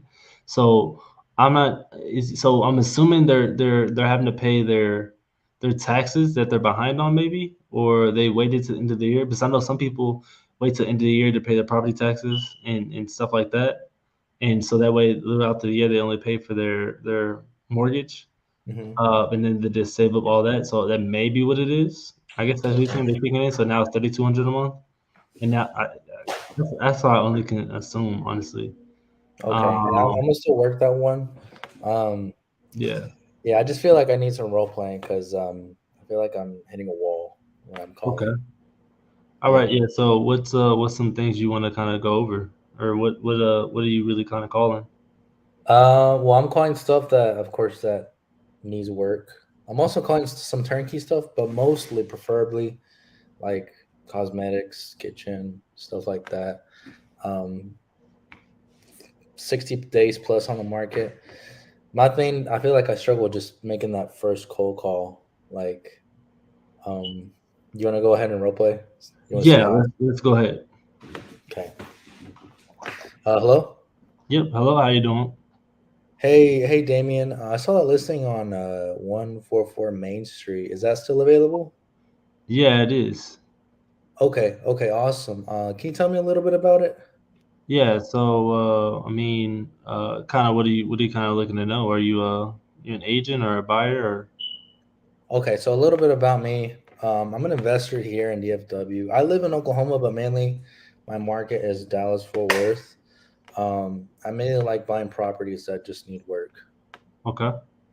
And Yeah. so, what is? I mean, this one doesn't really need any work. It's kind of turnkey. Okay. Oh wait, Okay. you said I'm sorry. Did you say you were only looking at properties that need to be fixed up, or you just I mean, calling? I preferably look for those, Okay, but gotcha. Okay, I never can buy mind. turnkey too. Okay, gotcha. Okay, so what do you kind of want to know about this one? Yeah. So I wanted to ask, why do you know why it's been sitting on the market for a while? Yeah, the sellers aren't really, lowering their price, and nowadays, a lot of buyers aren't, a lot of fix and flippers are slowing down on their buying just because of the market shift right now. Okay, yeah, that makes sense. Just because the interest rates went up, and I know a lot of investors we're paying like 50 cents off the dollar, but not saying I'm pretty sure you've got your fair share of cash offers, um, but typically, I was gonna ask, do you know if your seller is open to doing something creative? So on my pause, I wouldn't jump into it that fast. Um, I wouldn't jump into that fast. I would because because first a lot of agents don't know about creative, and so they're going to say no to it automatically. Mhm. And second, I would want them to kind of disqualify the property as doing cash first before I even kind of offer cash. Um, I'll bring up the option of cash and having lowball offers already sent to them, and kind of ask them about, like, why have you been getting offers, or why haven't you accepted any offers? And they'll kind of just tell me, yeah, we accepted, or we got some low cash offers, this and that. And then I'll kind of just go against that. I'm like, no, I hate low cash offers. I don't want to be the one to do that to you. I'd rather not do it to you, and then kind of present like a creative option. Okay, so cash first. Yeah, I just let said it them know. before. Yeah, and then kind of explain like why the cash offer will be the cash offer beforehand, and then you can maybe say, like, we do properties a different way, and then you can kind of hop into doing something creative. Can you give me an example of that? Just like I'm Yeah, more. just like that example. So I mean, it would just be like, typically, I don't like, have you been getting cash offers, or have you been getting offers at all? And they probably say, yeah, this and that. It's been lowball offers. You say, yeah, I mean, we're in the same game. We're having to offer lower. Oh, you wait for them to disqualify, like, hey, I don't Yeah, and then but say, yeah, cash. We're not doing all. we haven't been doing cash offers because it's been way too low for the seller. And then you say, hey, yeah, I hate doing cash offers that's that low because it's kind of disrespectful to you guys. Whatever they end up bringing up and they say they didn't like, I'm on their side about saying, hey, I don't like that either. I hate when people, I hate having to try to give those offers because it's the way the market is. So I'll blame it on something totally different. And then then I'll kind of present, maybe offering something that, what are they really looking for? They're looking for the listing price, and the agent want to make sure he gets paid. That's all they're really looking for. So I'll say, all that bad stuff about the low cash offer, and then I'll bring up, hey, look, I want to give you your cash, I want to give you your asking price, and I'll make sure you get paid. And then once you say that, they're actually listening to you more. And then that's when you kind of offer, would they be able to do on things more creatively to get to that cash offer, or get to that not get to that listed price. Listing price. I So just usually to say like, qualify. hey, of course, let's say they disqualify cash. Yeah. I tell them, hey, is your seller open to doing something creative? Hmm. And they'll be like, yes, no, what's that? I'll be like, okay, well, it really depends if Well, let's do that. So I'm saying no. I already said no to cash, and so now I'm gonna let you present, another way to transition that going to creative, but don't just offer creative. Kind of like lead them into it. I don't know how to lead him into it. So, what's the reason why they would want to do creative? Well, I can actually get them their asking price. Okay. Do something more creative. Okay. Okay, does And that make then sense, Damien? no, yeah, yeah, and yeah, Uh, keep going. Damien, the realtor. Like, does Yeah, yeah, that no, yeah, make I got sense? you. Okay. Okay. So typically, what I can do is, it depends if it's free and clear, um, if it has a mortgage or not. I can just put some down and then just pay them more down over time. Okay. So, other than the seller, what else does the agent care about the most? Their commission. If we Okay. do something creative, I'm able to pay your commission on my side. Okay. So Okay. I'm getting my commission paid, and the seller's getting their asking price. Yes, that's Okay. correct. So how would that work? So we would have to it just depends. Do they have a mortgage or they own it free and clear? They still have a mortgage on it. Some agents say like, "Oh, I can't tell you that." I don't know what rebuttal to say that when they I say they can. mean, at that point, if you like, you just say like, if we would have to know that information. If we were doing things creative, I would need to know the mortgage information. And We then can, at that point, you can kind of explain to them what kind of creative would be like, and go give them both scenarios. So like, if it was free and clear, then we would have to go this way. If it was had a mortgage, then we would go this way. And then that way, they can kind of understand why you would need it. yeah, Mr. Damien, do they have a mortgage right now? Yeah, they do. Okay, so let me give like a rough example. Let's say like they have a mortgage of 200,000 and they have a total of, I mean, they're asking like 300,000. Okay, what I can do is I can put some down on their equity, and I can finance them the rest of the 300,000 while assuming the mortgage. Yeah, so you can do it that way. I wouldn't initially give that up, give the equity up right off the bat. Um, but that's not bad. I mean, typically, I guess sometimes what I would Okay. do is I'll just ask them how much are they looking to walk away with at the end of the day, Okay. because that kind of gives them like, well, we're looking for this, and like I'm like, after agent commissions, after they sell the property and the mortgage, like what are they looking at to walk away with? That way, they're kind of give you like their true number of what they're looking at, and then if it's way too high, then kind of break down to like, typically that you have to pay 10% to sell your house, and with your mortgage being the way it is, um, then we probably not going to be able to give you that much. But this is kind of idea that I was thinking about, and kind of go like that. And Okay. then you can offer like the equity thing if they're asking for way too much, if they still kind of stuck on that. Okay. I know the main rebuttal I got was like, "Oh, you can't assume a mortgage. You can't do that in Texas." And I'd get stuck when they say that. Oh, wait, say that one more time. Like I had a realtor yesterday. She's like, "No, you can't assume the mortgage. You can't do that. That's illegal." It's not.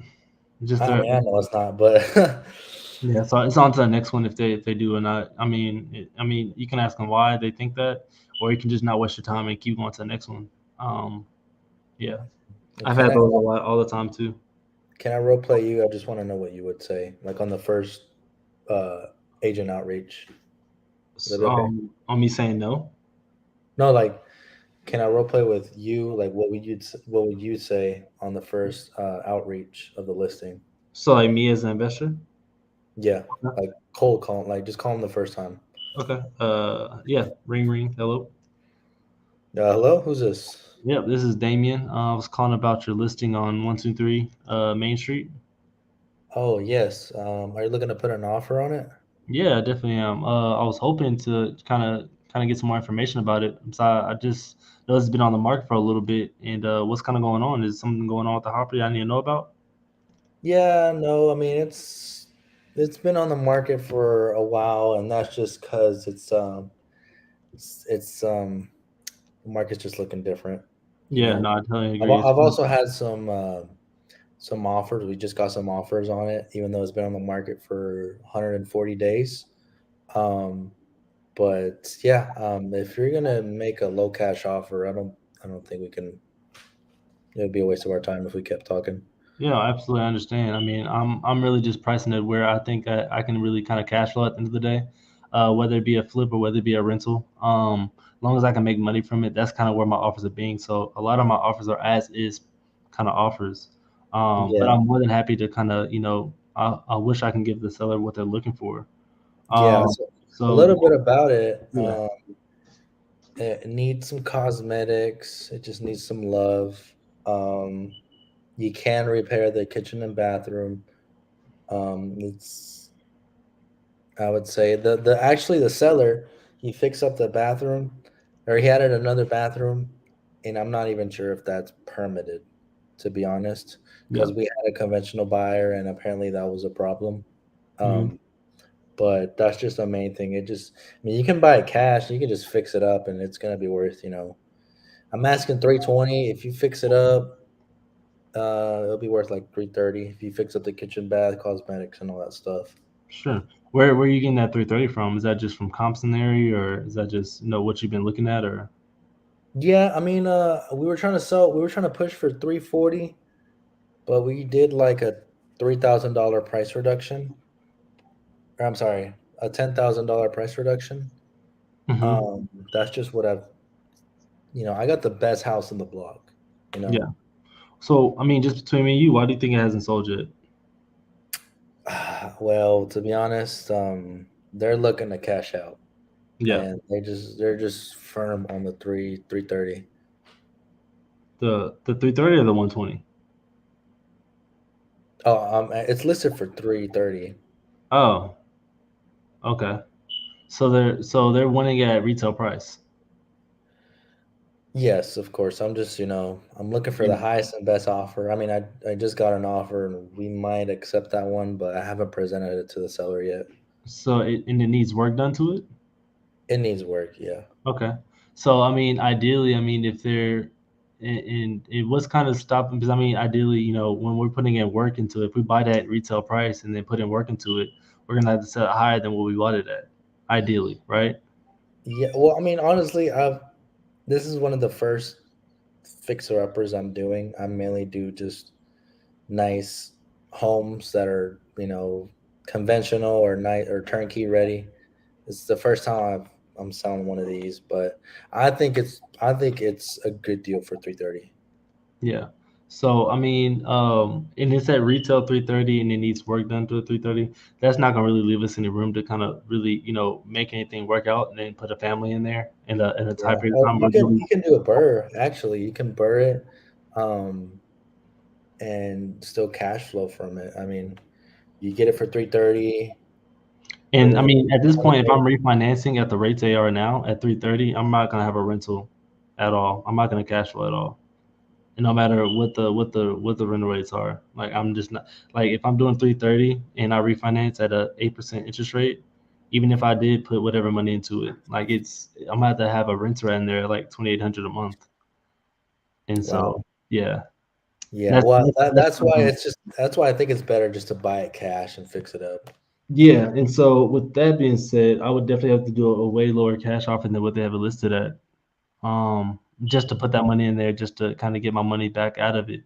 And it Yeah. may seem like we're not the right fit for you guys because I mean, you guys probably are needing cash right now, and I mean, I think if that's what you're looking for, we'll just do a good follow up for you and see how things are going in a month or so.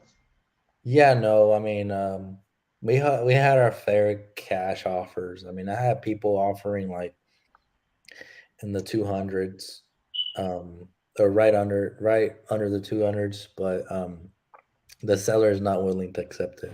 He wants Yeah, asking. yeah, and that's no worries. I mean, like I said, I'll probably just be a good follow up, and we have a few other projects we're working on, so I'm gonna go ahead and like follow up with that and get to finish up these, and maybe we can reconnect in a month or so. So you wouldn't be interested at 330? Nah, absolutely not. Okay. Okay, gotcha. I mean, okay, that sounds great, Mr. Damien. And that's kind of how I handle it because I don't always have to shoot creative off of the first shot. Like if I know that they're unrealistic and they're not going to get the price of knowing, why not just save them from a next call and then try to pitch it next time? Because I know that property's not going nowhere. So that's how I would handle that. Yeah, so that's what I've been doing. I've been pitching creative right off the bat. No, yeah, when they're like that and it's at retail and it needs work, that doesn't make any sense at all. Like in any kind of like for a bird, it doesn't make sense for like only went cash and that's the first call. Like I'm not gonna pitch creative. I know that probably gonna be there next month or 2 months from now if they're gonna stick at that, and then I just know that's gonna happen. So I'd rather just let that one sit, let Father Time do his thing, and then I'm gonna come back and say like, hey, look, like I know you guys really want that price, and maybe I can pitch something creative at that point, but I'm not gonna waste my time on that call for too long, honestly. What would the call sound like for you to go ahead and shoot creative? Like, do you ever shoot creative on the first call besides that call? I mean, sure. It just depends on the conversation. I just have a conversation with them and see what the motivation is. Um, if I hear a hint of like something creative could work out for them, then yeah, I'll pitch it. Or at that point. But sometimes it's just me getting in their mind and planting seeds for like the next call. Not all the time do I shoot creative unless it's ideally for that kind of like if it's been on the market forever and they've been hearing all the cash offers before, I'm not gonna like per se shoot another cash offer because they already heard that for months. So I'm gonna figure out another solution to help those guys. That's why I call agents that have been on the market for a while. But if it's just like the first call and they're looking for cash offers and this and that, blah blah blah, then I may just let it sit for a little bit and just kind of say I'll do a follow up call and just do that. It But just there really was depends on how the conversation's going. I'm just talking to them. okay. I understand. Thank you for that. But the thing is, I've been calling like 50 days plus. I mean 60 days, sorry. And that's literally what every conversation sounds like. Um, what would you still pitch cash first? Sorry, I'm Yeah, confused. yeah, no, yeah. I always do cash. I always do cash first. I always look like I always train with them with the cash. Like I'll tell them the cash and I'll tell them why I can't do cash. Actually, you know what? Let's actually have you call agents, and because that's kind of what I want this to be like. It's just the day of what you're doing. So have you call agents, and I'll give you feedback on how you talk to them, so I can actually understand what's going on. Nice. Let me get on Privy. Okay. I appreciate you, Damien. Let's No, see. no worries.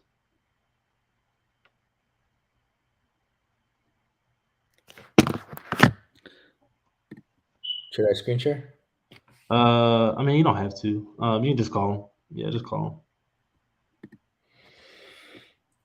them. Okay.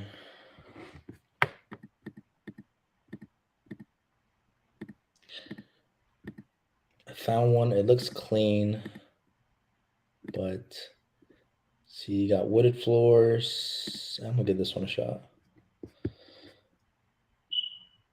Rod McDonald.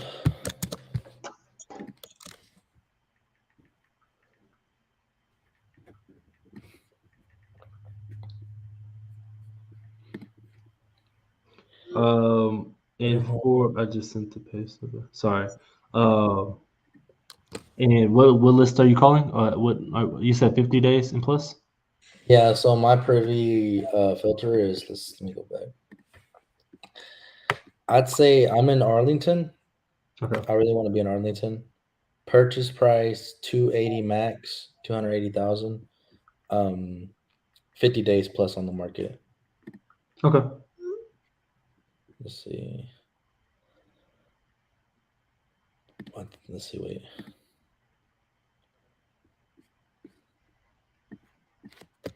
Well, this guy has a picture from the 80s. Let's give him a call.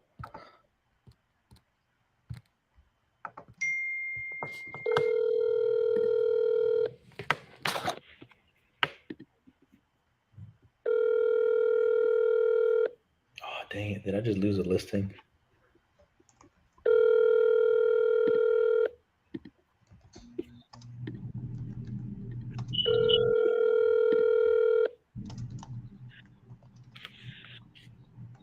Let me give him a call back. Oh, dang it. I just lost his listing. All right, no worries. Let's see. Let's call another one. Okay, this one looks rent ready. Let me call this.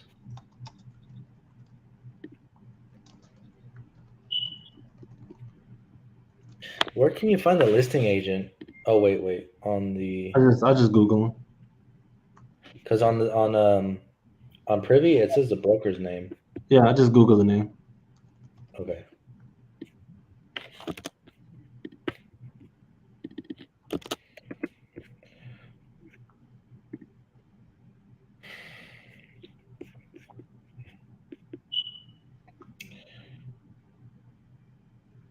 Oh shit, this guy's a broker.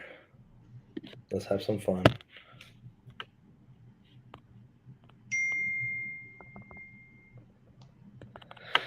One second. If I can get his number.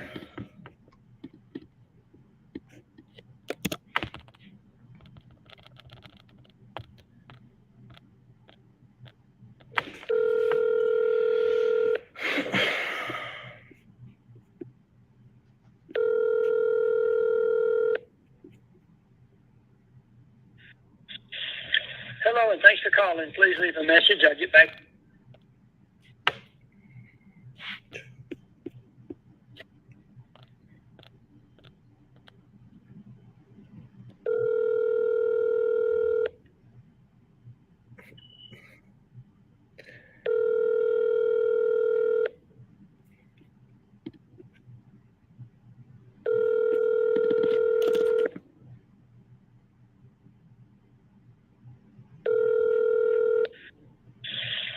Hello, and thanks for.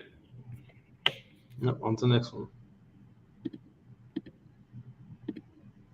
Okay, this one looks kind of turnkey.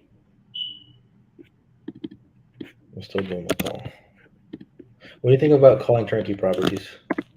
I always call turnkey properties. That's the main ones I actually call. Really? Yeah, so I don't really care to do flips or look for flips. But I call every property.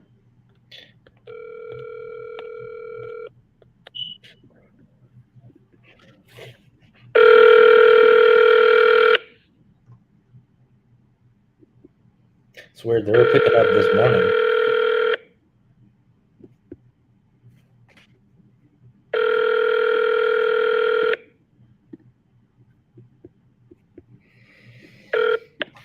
Thank you for calling Century 21 Fine Homes and Estates.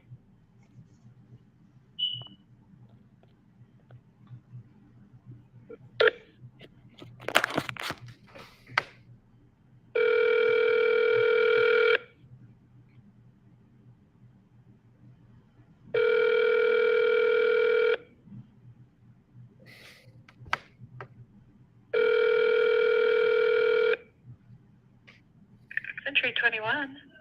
Hi, yes. Can you transfer me to Ibrahim Aziz? I'm interested in the listing in Bix Terrace in Arlington. Okay. Just one moment.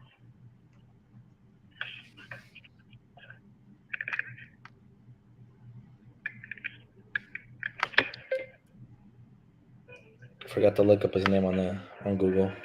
Yeah, I just always go to Google. It's a lot easier.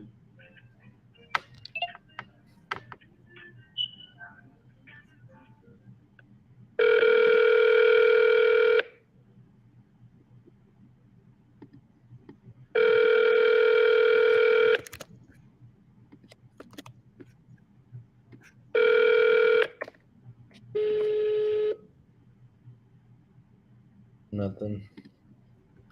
Yeah, man, they were picking up this morning, man.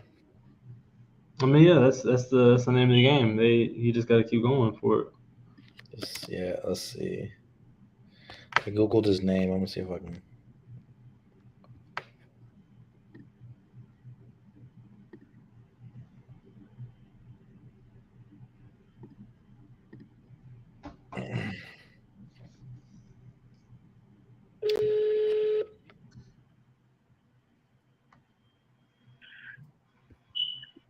Yep. Hello, Ibrahim? Oh, that's weird. Next. Investment property. This thing needs rehab. Okay.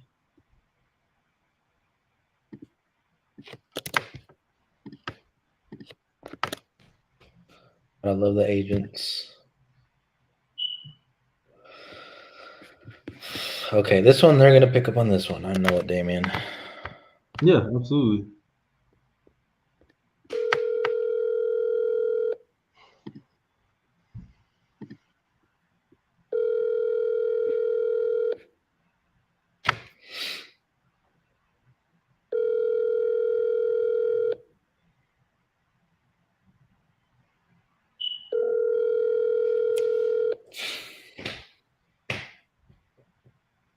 I think that's number 4.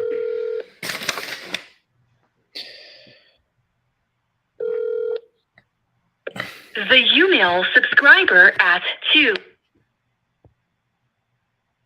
Are you going on Google and typing these numbers in? Yeah, I'm typing in their name and their realty, and I'm calling their cell number. Okay.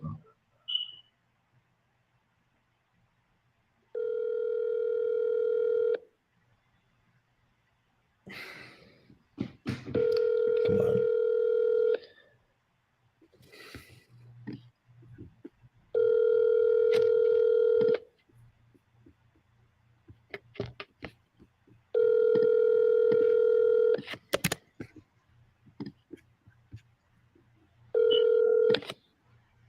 The Umail.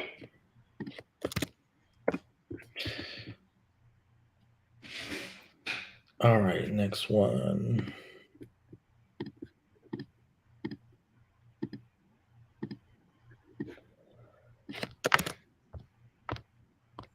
Oh man, this is an older lady. Wish me luck. Well, that's all good.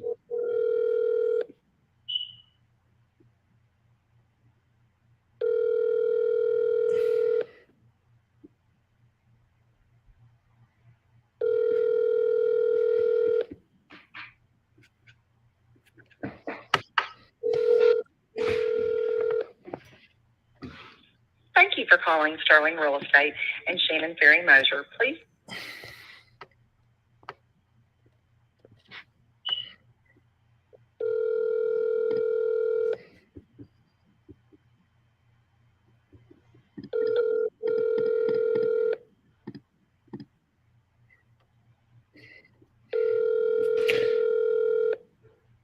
Wow.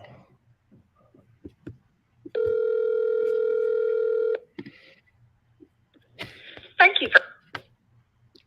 Well, man, that's number 5. Yeah. I'm actually about to call an agent that needed me to call back, so I'm about to give him a call or give her a call real quick. Yeah. Do you want me to leave the StreamYard or just stay here? You're fine. Yeah, I'm about to call real quick.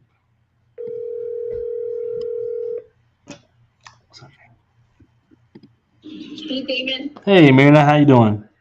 Doing good. Doing well. How are you? No, absolutely, I'm doing well too. So yeah, no, I ran everything. Unfortunately, I didn't even see the mortgage. Well, not the mortgage. I saw the mortgage. What was I looking for?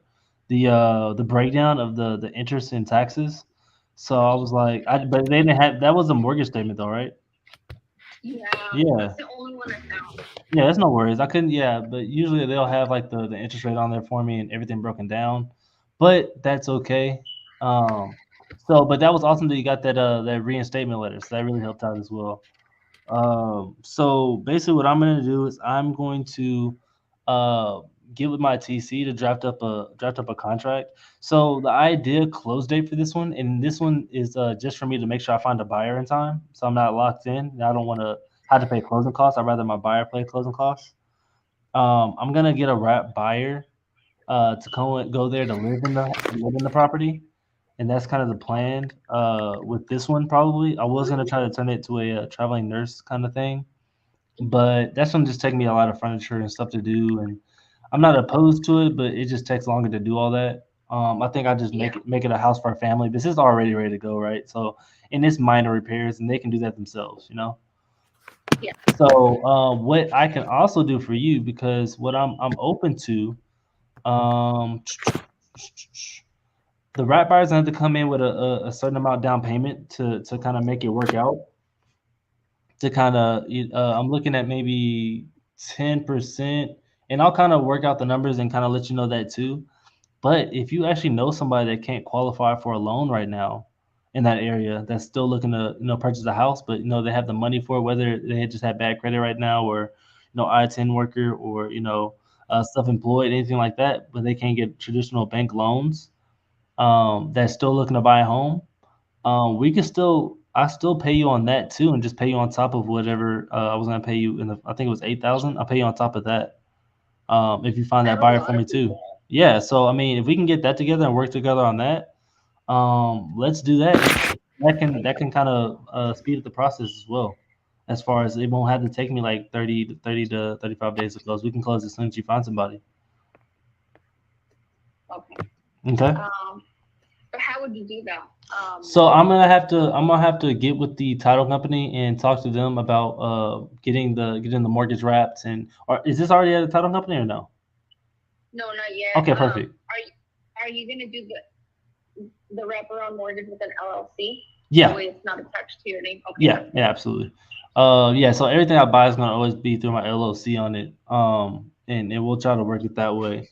But yeah, so what I'm gonna do is I'm going to also help out, and since I don't have as much connections out there as probably you do, I'm gonna go on Facebook, because I know a lot of the buyers that I have that are my wrap buyers, they typically get properties from what is it? Facebook Marketplace, and I get a whole bunch of attention from there. So I'm gonna get those guys. I'm gonna vet them out, take them through my registered mortgage loan officer, make sure they're like at least have Only thing I really care about is that they have enough for the down payment. I'm gonna let you know what are the rental rates out there in the area. Let me actually kind of double check that. I was supposed to double check that today, but I didn't even do it. I have a lease for you too, just in case you need one. No, you're good. Remind me the address. 4807. 4807 East 110th Place. Yeah, and that's in. Okay, gotcha. So yeah, that's what I thought. It was 25. So I'm getting like around 2,500 or so. As far as the rent. So I'm thinking that they're gonna go in there. Well, I'm sorry. One more time. You can definitely rent it for more. Oh, they're a little bit more. Yeah. Okay. Can possibly rent it out between like 2,700 and 2,900. Okay, cool, awesome. So that's what I'm gonna probably be looking at towards. So I'll probably want to be around the rat buyer paying around 25 right now, 2,500 for the principal and interest, and then they have to pay their own taxes and insurance. And so that probably be like another 500 to 600 they had to add on to their total payment. That makes sense? Yeah. So yeah, so as long as they can take care of like probably say 2,500 monthly payments, and then all I care is they make enough income. I don't care how they make it. They can make it through disability. They can make it through a reward check. They can make it through underhand job. They can make it through whatever it is. I don't care, as long as they can show to me that they're getting that money every month in a timely fashion. Then they're qualified to me, and make sure they have the down deposit to secure themselves against that debt. And so I'll let you know what that down payment is as well, but this is going to be pretty hefty, and it's really just to make sure they're secured against the property, and make sure you get paid, make sure the seller's arrears get caught up, and everything like that. Okay.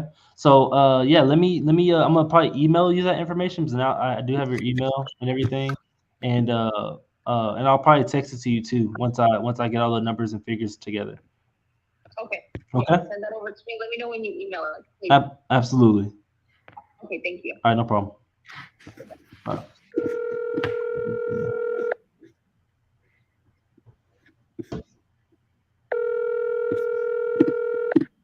I'm sorry, but the person you called has a voicemail box that has not. Usually say anything to the voicemail. They don't pick up. I don't leave voicemail. I just text. Even if they don't pick up? Even if they don't pick up, I just send a text and just let them know, because they'll probably call me back or they'll text me. Oh, I should have been doing that. Okay. Okay, so I'm about to. Yes. What time does it end at? 3? What ends at 3? Your live? I'm in at 3:30, but I'm probably gonna. Hello?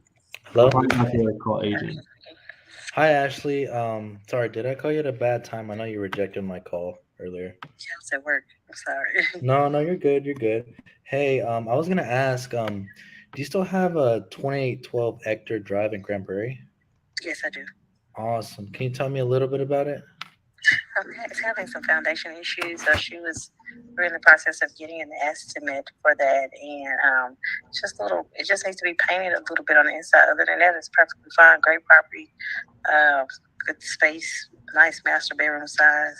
She kept it up pretty well, so up pretty good. So that's the only thing. It's just a foundation. Other than Oh, that, but she just wants the right offer. She won't move until because we get offers on. She just wants it to be worth her moving. right. Right. How bad is the foundation? Is it something light or is it something?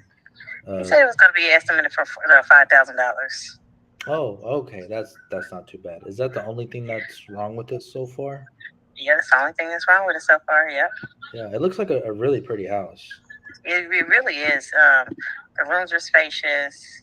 Uh, so whoever moves in, they may want to, paint the ceiling a little bit, but other than that, it's fine because it's painted. It just seems like she tried to paint it and they don't match, but she has to paint inside the garage though. Okay, that's amazing.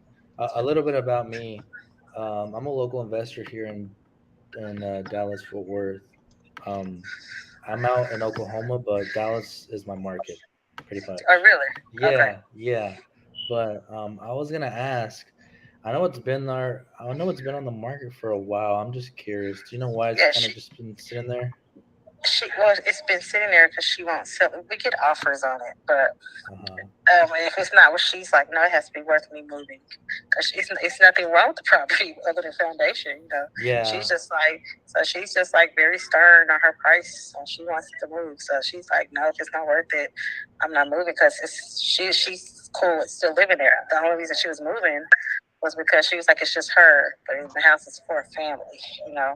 Hmm. But so because I was Okay. about to take it off, because she was like, she would just stay there if nobody got it.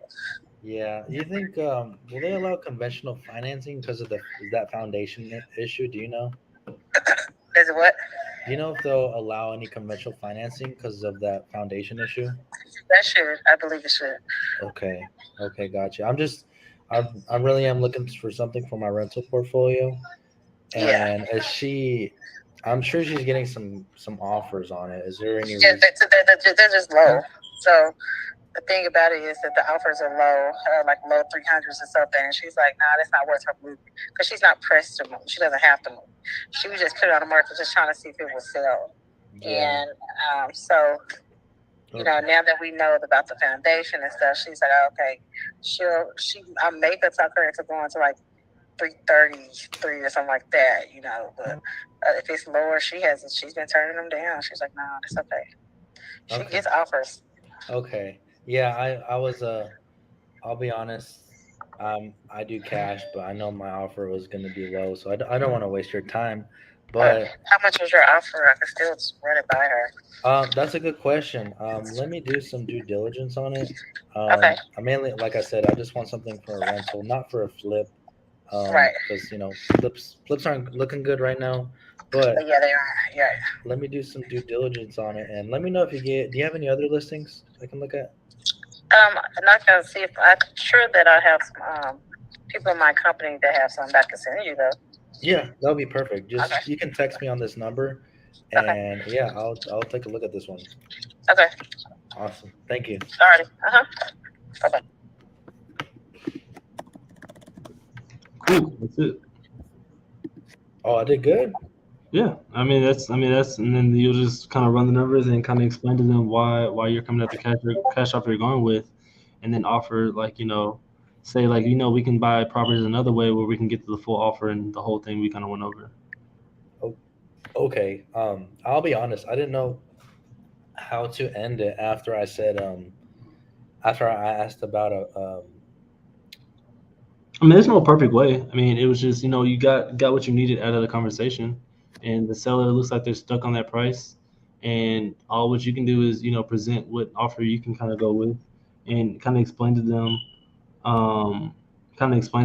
what am I trying to say? Explaining them why your price is the way it is based on Oh, so whatever we you need to present a do. cash, and if they reject it, we explain them, hey, we can't do this, but we can Yep. do this. Mm-hmm. Oh my gosh, that's what I needed. Yep. Thank you. Awesome. Let me save our number. Let's see.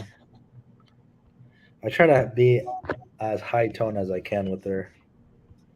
No, I mean, yeah, every person's gonna be different. Usually, when I talk to females, I'm a little more softer, and then with guys, it's a little bit more strict and stern. But yeah, Okay, depending on so the the personality. next thing I have to do is I got to do cash. I got to pitch cash.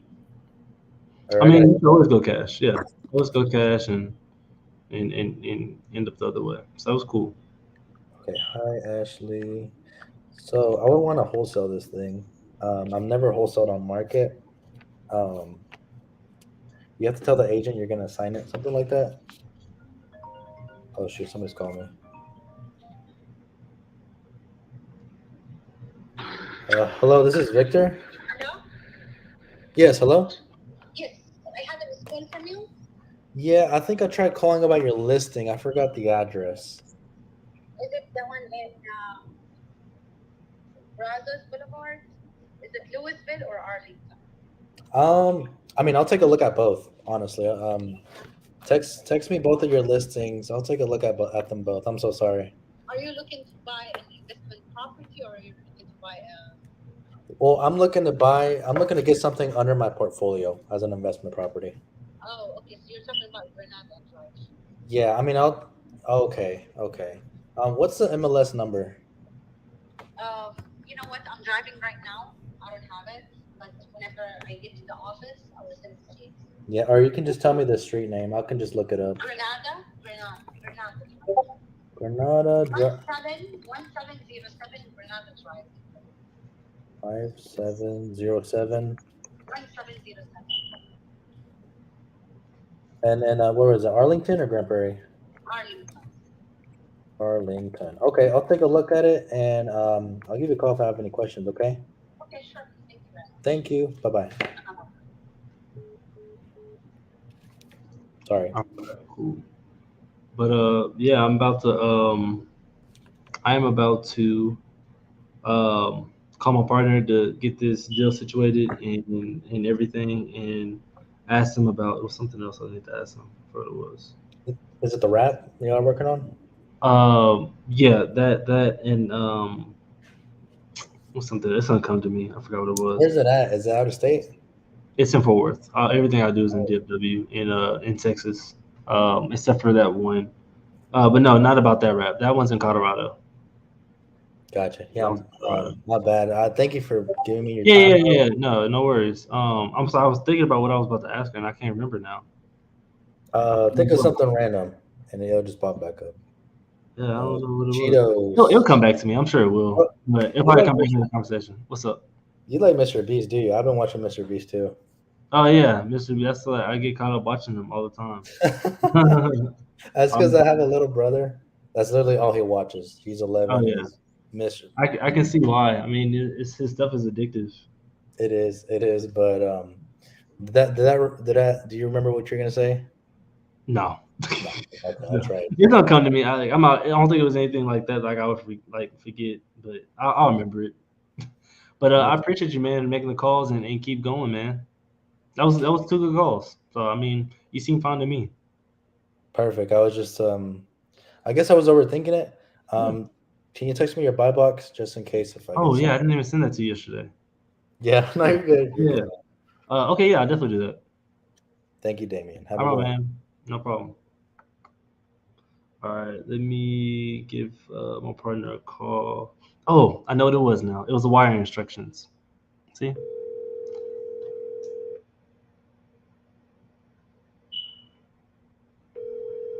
Hello? Hey, so they're ready to send that money back to you. I just need the wiring instructions. Yes, send it to Relay. Oh, so you want me to send them relays instructions?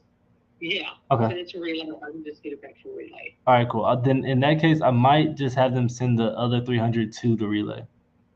Yeah, do that as well. Okay, cool. So I'll do that. Also, what else? Yeah. So that buyer is ready to go on that property. They're good on the 2000. Has she signed the paperwork? What's that? Are we waiting for Ann to get her the paperwork? So yeah, I did call Ann. Ann didn't answer. So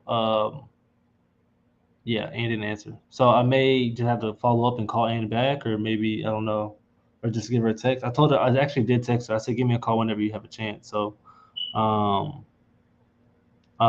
yeah. So I just wanted to update you on that. Okay, you want to also send her an email You said do what? and let her know that the first house is closing as of today. And I need this lady's name on whatever. Say that one more So time. that- I'm sorry. You don't have to go into all of that. I can't hear you. I didn't hear what you said, actually. I said you need to send her an email and just say, hey, the first house finally closed. I have the other 250 for the first house. And here's the lady's name and here's what I need. Okay. And I will send you the 250. Okay. Yeah, I can do that. That way she can be working on it rather than just sitting around. I mean, I'm sure she's not sitting around, but Yeah, I'm sure she's not either. all right. So all right, I'll get all the stuff that's needed for it. She plans on moving. She plans on moving on the 14th. I'm not the 14th. The 10th of February. That means we're gonna have to make another payment. Yeah, and so I was like, I'm gonna just take care of it, and then whenever that payment comes in, I'll just pay myself back. Okay. Yeah. So, yeah, I don't care about that. That's fine. What you only putting in 16, right? Huh? You only putting in 16, right? Only putting in 16. What do you mean? Because that's what the house payment is. Oh yeah. No, I'm only doing the 16. Okay. What day do you have to do it? The 1st. Okay. But I'm gonna set up the I'm setting up the servicing today as well. So I may get in touch with you about getting the information a little bit later. They're gonna need like W-9s and all that kind of stuff to make sure we're set up so they can just service the loan for us, so we don't have to worry about it. They pay the loan servicer and they'll pay everything else out. So that haven't been set up yet? No, it hasn't. I just said I'm gonna set it up. Okay. Meaning it hasn't been set up. So did the mortgage guys get the payment? They already have the payment. Yes. Okay, so you sent it to them. I had Jonathan send it to him because it was at escrow. And escrow sent it to Jonathan to get paid. Okay, I need the paperwork of that first deal that came through. What paperwork don't you have?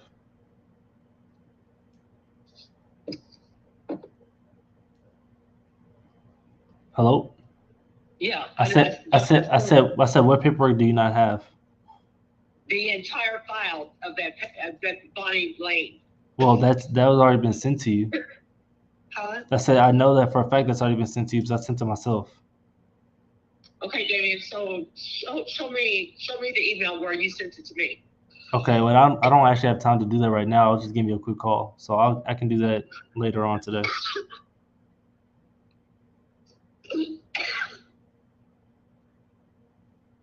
All right.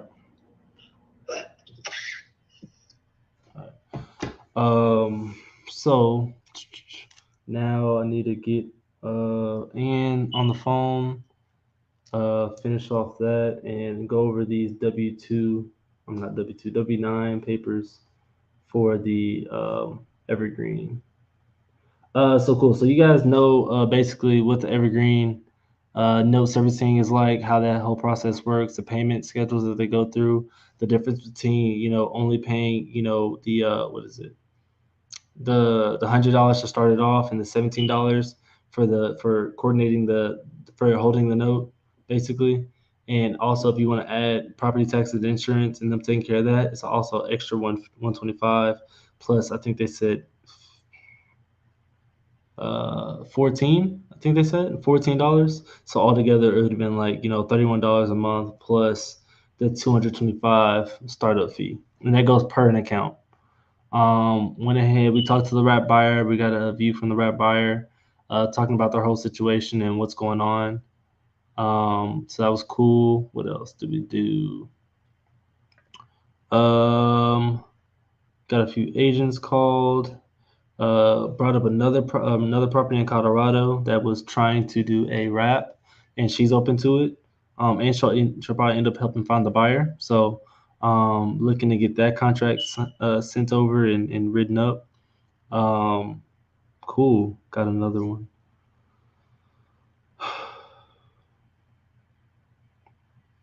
Okay.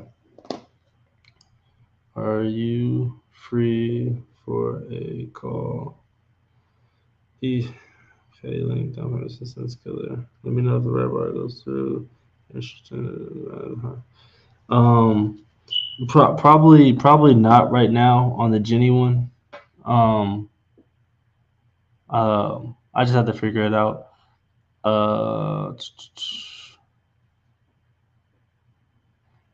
Yeah, I'm not sure yet on it. So yeah, I'll figure that one out. And then I'm about to call Ramis because he has 2 leads that he's trying to dispo out to me. Joe. Hey, what's up, my man? How you doing? Good. How are you, man? I'm doing well. Cool, man. Cool. So what's the situation going on? So basically, I talked to a lot of people, right? Mm-hmm. I came home working from home just to get this done, dude. I want to get in this so bad. Hey, what are you doing? Right? Are you at home, like at your laptop right now? Yeah, I'm in my house right now. I was like, can you log onto the channel, and then that way I can just talk to you through here, so I can bring you on and we can talk about it. So on what? On YouTube. Go on YouTube and then type in my name, and then we can hop on. Because I'm doing a live right now, anyways, and I'm pretty sure it might be a little hard to hear you from here, and I might as well just talk to you on this. Cool. Yeah, I mean, we can do that, but I mean, I'm gonna be half and half because I'm supposed to be working. Oh, you're supposed to be working. Okay, yeah. Yeah, I'm doing like a hybrid. In my computer has my work, and I have my laptop. Oh yeah, I mean, yeah, you don't have to have your camera on or anything. It just would make it easier for me to call and talk to you about it, and that way I can like use my phone to call too. Yeah, that's fine. Okay.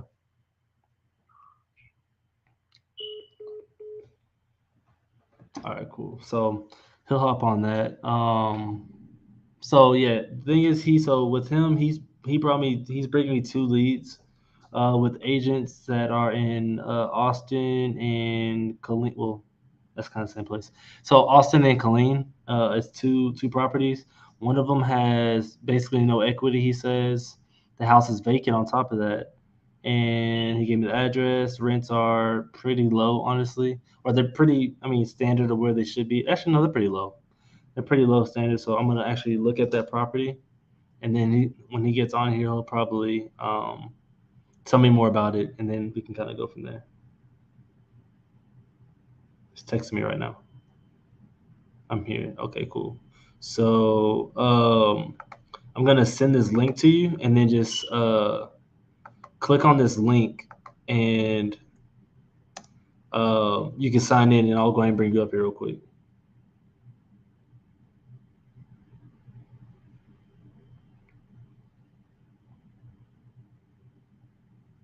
And then we can chit chat about it a little bit.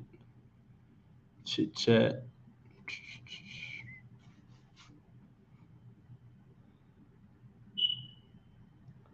Okay. Yeah. So if you hear me, until you get on, I'm going to be going over the property a little bit, and kind of just going from there. So, 927.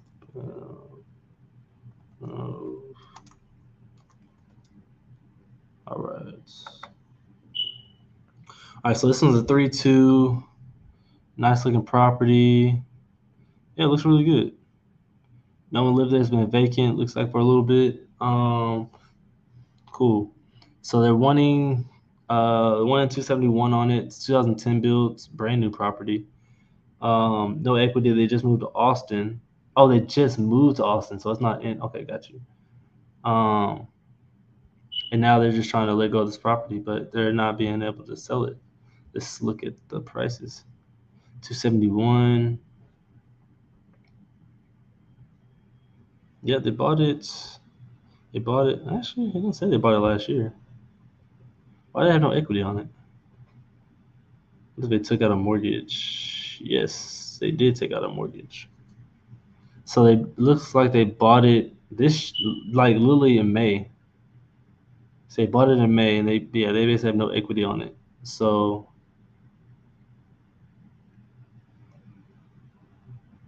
but yeah, so basically, they have no equity on it. They're trying to sell it for 271, and what it looks like the loan is at 253. So let's minus 27,000 off that. They're probably right. They're probably right at that brink. So they're 27, yeah. So they're probably losing money on selling this property, ideally, to do it. So the idea with this one is, and they already moved, and then basically at this point they're losing money for it sitting there. So they're losing money on two different ways. If they were to sell it, they're selling it, and then they're cutting a check to sell their house. Another thing is if they sell it at this price, then I mean, if they don't sell it, then they're still losing money every single month, and they have another mortgage that they're paying. So they're paying two different mortgages. So, with that being said, they kind of need to sell this house.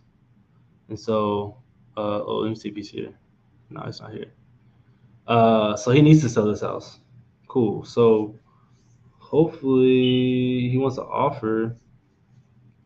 I mean, I'm waiting for him to hop on. Maybe we can talk to the agent. Maybe send a LOI or something like that to kind of get them started. But in my first initial, like the seller's not getting anything just because if they do sell it, he's cutting a check to sell his house. If he doesn't, then he's paying money every single month to not sell his house. So it's a catch-22. So how do you want to lose? I can save him from losing money and having to keep paying monthly. So it sounds like the thing is they don't want to be attached to the property anymore at all. So they don't have to be attached to property. They can not be the deed will transfer in my name and it'll be done with. So that's the idea of it. And so that's the idea. I really want to talk to this agent, honestly, and see what the situation is. I hate having to always communicate from agent to from somebody that brings me a lead to the agent to the seller.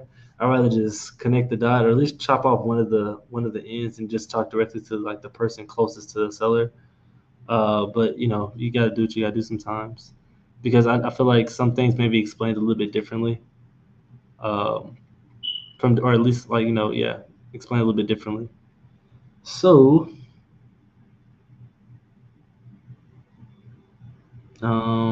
But yeah, this sounds like this is like one of the situations where it's like a perfect sub-2 situation. And yeah, doing that, paying the agent what they want, which agent's probably getting Agent's probably getting like 5,000, something like that. Maybe just get agent 5,000. Seller gets to walk away, and all that kind of jazz. It's in a pretty good area. And thing is, I know who we can wholesale this to if I didn't want to keep it, which I might keep it because this might be a good midterm rental. It's in Killeen. It's in Killeen, Texas.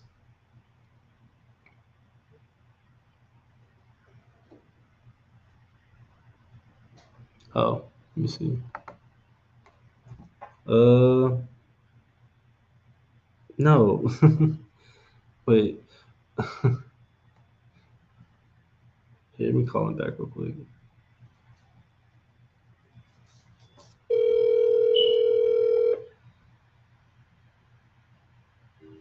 Joe. Yeah, did you click the link in the thing?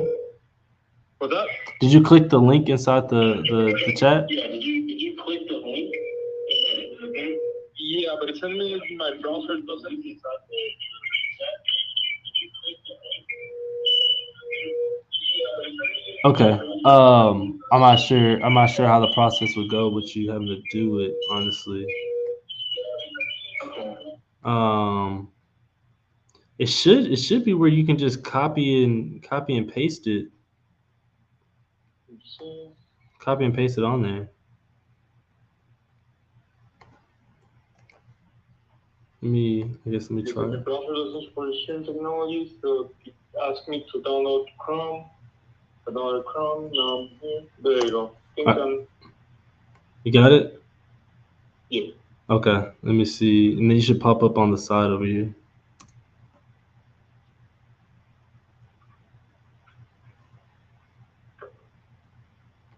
Can you hear me?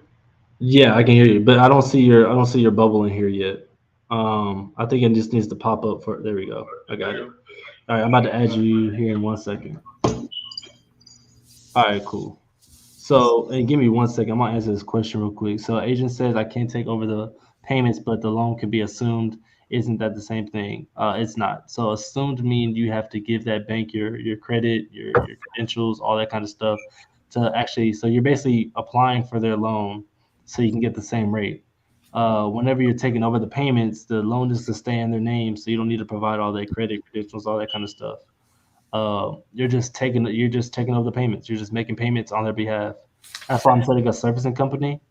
So all the money that comes to me, that's supposed to be cash flow, or whatever the case to me, and the money to pay off the seller's mortgage, it'll go filter through everybody and it'll make the payments on their behalf. So the loan's still in their name, nothing changes. Only thing that changes is the title to me or to the end buyer. So those are two different things: assumption and just making payments on. So and you can make payments on it. So whoever's telling you can't is wrong. Cool. Remis. I feel like I always mispronounce it. Remis or how you pronounce it?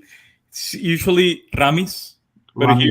here, since I came here, since I'm from Venezuela, I came here and nobody were able to say it, so I started saying Ramis, and that's how. Yeah, I've always said Ramis, but like you never corrected me, so I just assumed I was right.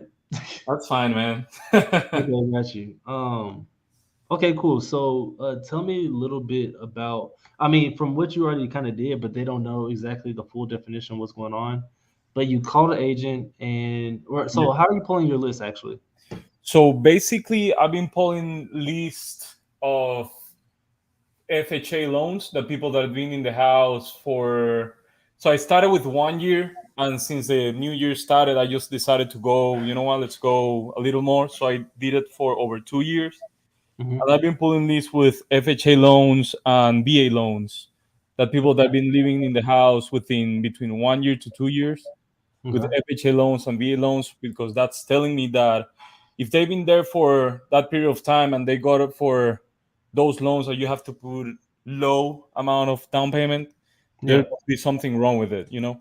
Yeah. So that's basically what I've been doing. That's how I've been pulling out list, and this came to me as that one. Awesome, cool. So no, I don't know if you were here for it, but I was saying that this is like a good situation for a sub team. Yeah, yeah, I heard that. Okay, cool. The last thing I talked to the agent is that they're no close. I believe that the guy who they've been they spoke to, they didn't really explain them how it works. But once I started explaining her that not necessarily their loan is gonna be in their names forever, she started opening it up. Like, okay, so you know what? Let's send me something. I can present it to them to see if they like it or not. But the point is that they didn't want to be in the loan for a long period of time. Got you. Okay. That's understandable, and nobody would really want to be, especially since it looks like they just bought it like this previous year. Yeah, they bought it, and they told me that their family came from California, out of nowhere, and they basically had to move out of the property within the period of time. They bought it, I think, in April, was it? Yeah, it was like April or May, or I think it was 1 or 2 months. So yeah, no, definitely. So this is like a perfect situation for that. So yeah, I mean, I can help you draft something up, and we'll probably do that a little bit later. And kind of, well, I mean, we can kind of do that now. We can kind of do that now. Yeah, we can kind of do that now. Why not? So basically, what we'll probably need to do is, so I was breaking down the idea of kind of the way it would go, and since the agent is kind of working with you and stuff like that, um, I just wanted to kind of see what what they were kind of open to, because the thing is the seller's not, I don't know if they're expecting anything from this one. Yeah, Like, that's probably the rough part right now. That Yeah. sellers because every time that I call the agents, I try to emphasize that I'm willing to pay their commissions, so they know that they're not gonna go, like, we're not gonna skip them. Yeah. But that's probably Does she understand that? What's that? Does she understand that? I mean, if she didn't understand it, that's, I don't know, because I try to make it clear, because I always open it up like, hey, I'm willing to pay your commission, and if they have any equity, I'm willing also to pay it. Yeah. So if they I don't, mean, this is because they don't have any equity. yeah, exactly. That's a thing. But I just wanted to put it out there so Yeah. whenever they talk to their clients, they know that we're trying to help them out too. So Yeah, and they actually got it right when the market was like still a good rate. So Yeah. just Mhm. before it went crazy. So that's really good. yeah. So okay, cool. So yeah, they basically have no equity. So if they sell this house, what's up, my man Maj? Good seeing you, man. So they basically have no equity. So if they sell this house, they're writing a check for they got a loan out for 253. I think I saw it on Batch, not Batch. What is it called? Privy. Okay. On Privy. So they're already like $10,000 in the hole already. Yeah. If they sell the property, they're $10,000 in the hole. They hold it. They're paying their mortgage for whatever that monthly payment is. Right? Yeah. So that's kind of the perfect storm for us. So since I mean, in that kind of case, I would expect the seller not to expect anything to get any kind of payments, just to kind of walk away from it. We'll take care of the deed for you for X amount of years, Yep. and then we'll refinance you out. That's the idea, and kind of work that way with it. On top of that, just make sure the agent gets paid. Because how long has this been on the market? So they've been pulling. So they started listing it right. Let me go back again. I guess 'Cause I remember you have it there. Yeah, it's 51 days. So it's been a Yeah, long time. 51 days, and I believe they put it on the market, then take it off the market, they put it up again. So they've been in that what is it in Yeah, that I saw space that. right now. I saw that. Okay, cool. So yeah, so I mean, in this case, I mean, I may be getting the agent like 5 for their time, Yeah. maybe 3. Honestly, I was being nice with 5. I might give them 3, and that's just for their time. Their time, keep it moving, because at the end of the day, their seller is not gonna. You're not like your seller's not gonna be able to sell this house without losing money, and Yeah. so you can get 3. Maybe if they're open up to it and makes everything smooth for us, maybe we can do 5. Not really seeing that happening, but $3,000 to the seller. So what's the entry fee? Let's kind of work that out. We got. Do I have a whiteboard here? Hold on. Let me see. Oh, let me see this. Just seeing you got to catch up with you. Absolutely. I feel like I was supposed to send you some. I don't know. Maybe you were. I think you may. I don't know. I needed that sober living guy contact. If you saw I had him. Because I was thinking about making. So I actually maybe like 20 minutes ago, I had on the phone with that agent in Colorado. We were just working out the details. We figured she already knows about a wrap, and so that makes my job a lot easier. She's like, "Yeah, I'll help you find the wrap buyer, this and that whole good thing." So we're gonna plan on making that a wrap probably. But if sober living is an option too, I may try to work that out. So if you have his contact, that'd be fantastic. But back to this property. So entry fee is going to be cash to seller is going to be 0. Arrears are, I'm sure they're not behind on anything, right? Because this was just last year. Yeah, they're not. There's no issue with the property as long as the agent didn't mention anything. But I don't believe they're behind any payments. Okay, cool, perfect. So arrears, nothing. Agent commission, I'm gonna say 3,000 right now. So 3,000 to the agent. What else are we doing? We're doing closing costs. Closing costs. This is a 2,000. What is it? So if we're taking over their payments, we're probably gonna actually buy it at like 242, 253 or something like that, 254. So I'm thinking closing costs probably around 3,500, 4,000. That's just me kind of estimating it. So let's just say 4,000. So altogether, we're still in about 7,000. What else we got? We got renovations. That house is brand new, like literally the brand house, new. the house 2010 build, brand new, looks amazing. So if anything, if I just want to put something towards there, I'll probably put 1,000. It really doesn't need anything, but I'll just say 1,000 just because. So now we're at 8,000. yeah, the Holding house. costs, holding costs. It depends on our strategy. So if we're planning on long term renting it, short term renting it, mid term renting it, all that kind of stuff. We plan on putting furniture in there. How long it takes up for it to get started. To be safe, I'm gonna just say 2 months worth, but we don't really know the mortgage and payments yet. So we're not gonna really know that number too far. But I'm gonna just put 3,000 just to be on the safe side. Yep. And then marketing, you can put like 500. So altogether, I think you're like under 10,000 or a little bit over 10,000, like 11,000, 12,000, something like that. That's a great entry fee. That's a fantastic entry fee. Like you can wholesale that to anybody. Like I like that's easy. Depending if you want to keep it or if you want to wholesale it, you can probably in the end of the day we have to figure out the cash flow too, right? So yeah. So you kind of gave me the rents. You said it was about 1,000 to 500. Where'd you get that from? So I've been using rentometer. I don't know how you guys say it. Yeah. I mean the rents, the average rents over there were in the 1700s. But I want to be safe. I don't want to go either to whatever they told me or to like way too below. So that's why I keep it between 1,000 to 1,500. I'm gonna check on another website too, just to kind of that's fine. Real quick. But I think that's pretty safe to do, honestly. It's smart to do. I think you're being really conservative, honestly, for what it was. Yeah, I'm getting 17 too. So if you want to save 1,000, I'll say 15 to 17.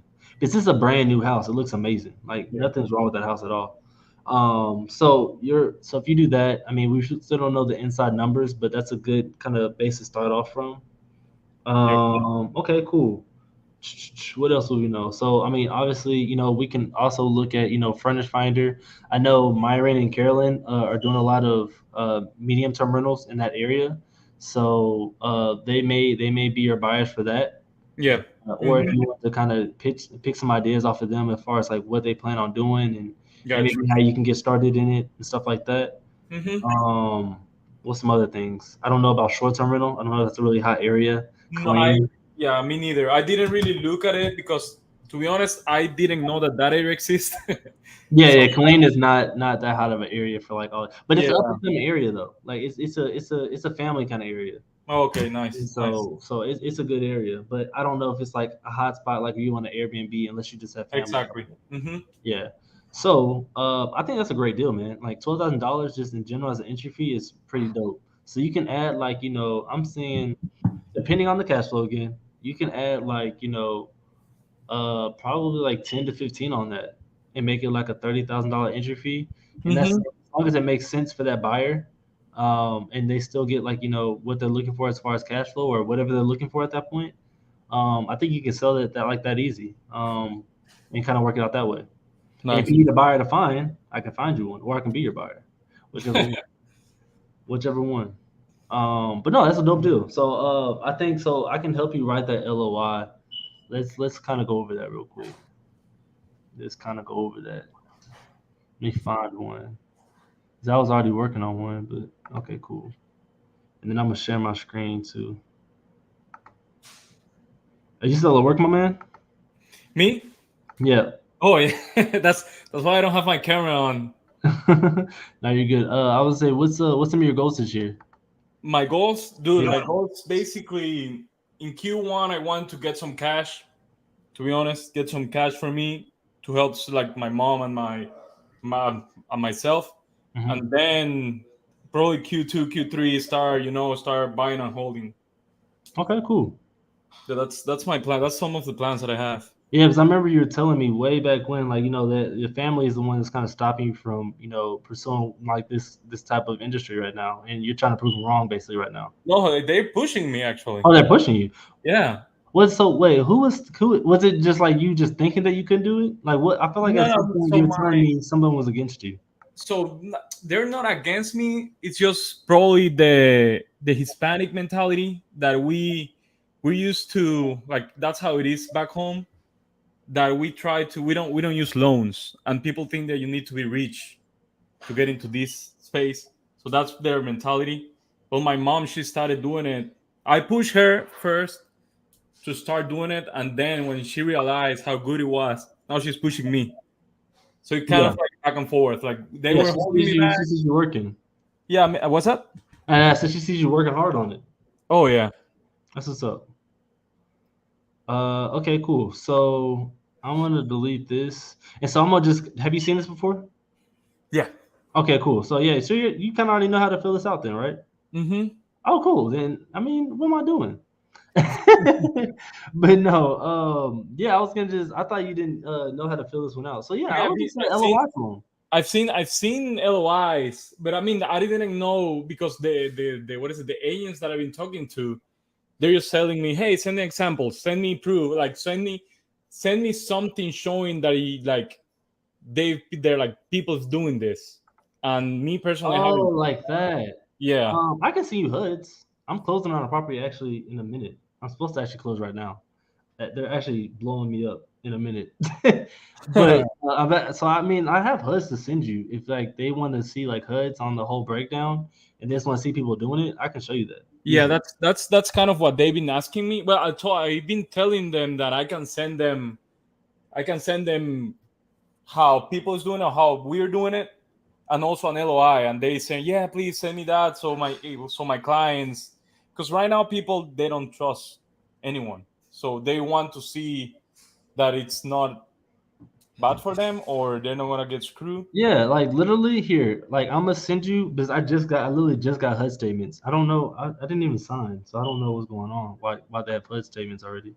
But I can send you literally say, hey, look, we closed the property today, doing exactly what I tried to explain to you, like, and then try to open up that conversation. Oh yeah, that'll be awesome, to be honest. All right, cool, we can do that if I can find it. Yeah, so here I'm gonna download this. This HUD statement is literally dated for today, and who signed my signature? That's crazy. I definitely didn't do that. I've been here for like the last 3 hours. Anyways, let me download this, and then I have your email, right? What's your email? CSO Venture. CSO. Oh, Venture. Did you get a new email? Yeah, that's my business email. Okay, CSO Venture. Yeah, at gmail.com. At Gmail. And then all right, cool. Oh yeah, I forget you can still see my screen. I'll put what property is this? Stafford. Oh my goodness. Drive.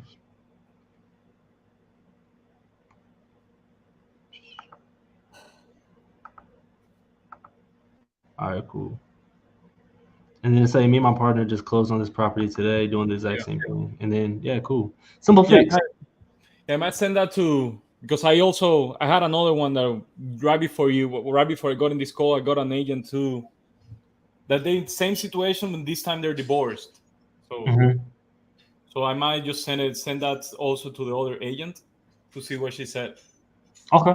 Cool. Yeah, no. So yeah, exact same thing. I mean, when I first like kind of started everything, I definitely did the same thing where I use Mamadoos, I use who else? Paces, plenty of times. Yeah. Everybody HUD statement just to prove that this is how we do things. Yeah, exactly. So yeah, that's dope. So congrats, man. Hopefully all that works out, and then make sure you shop it to me first so we can talk.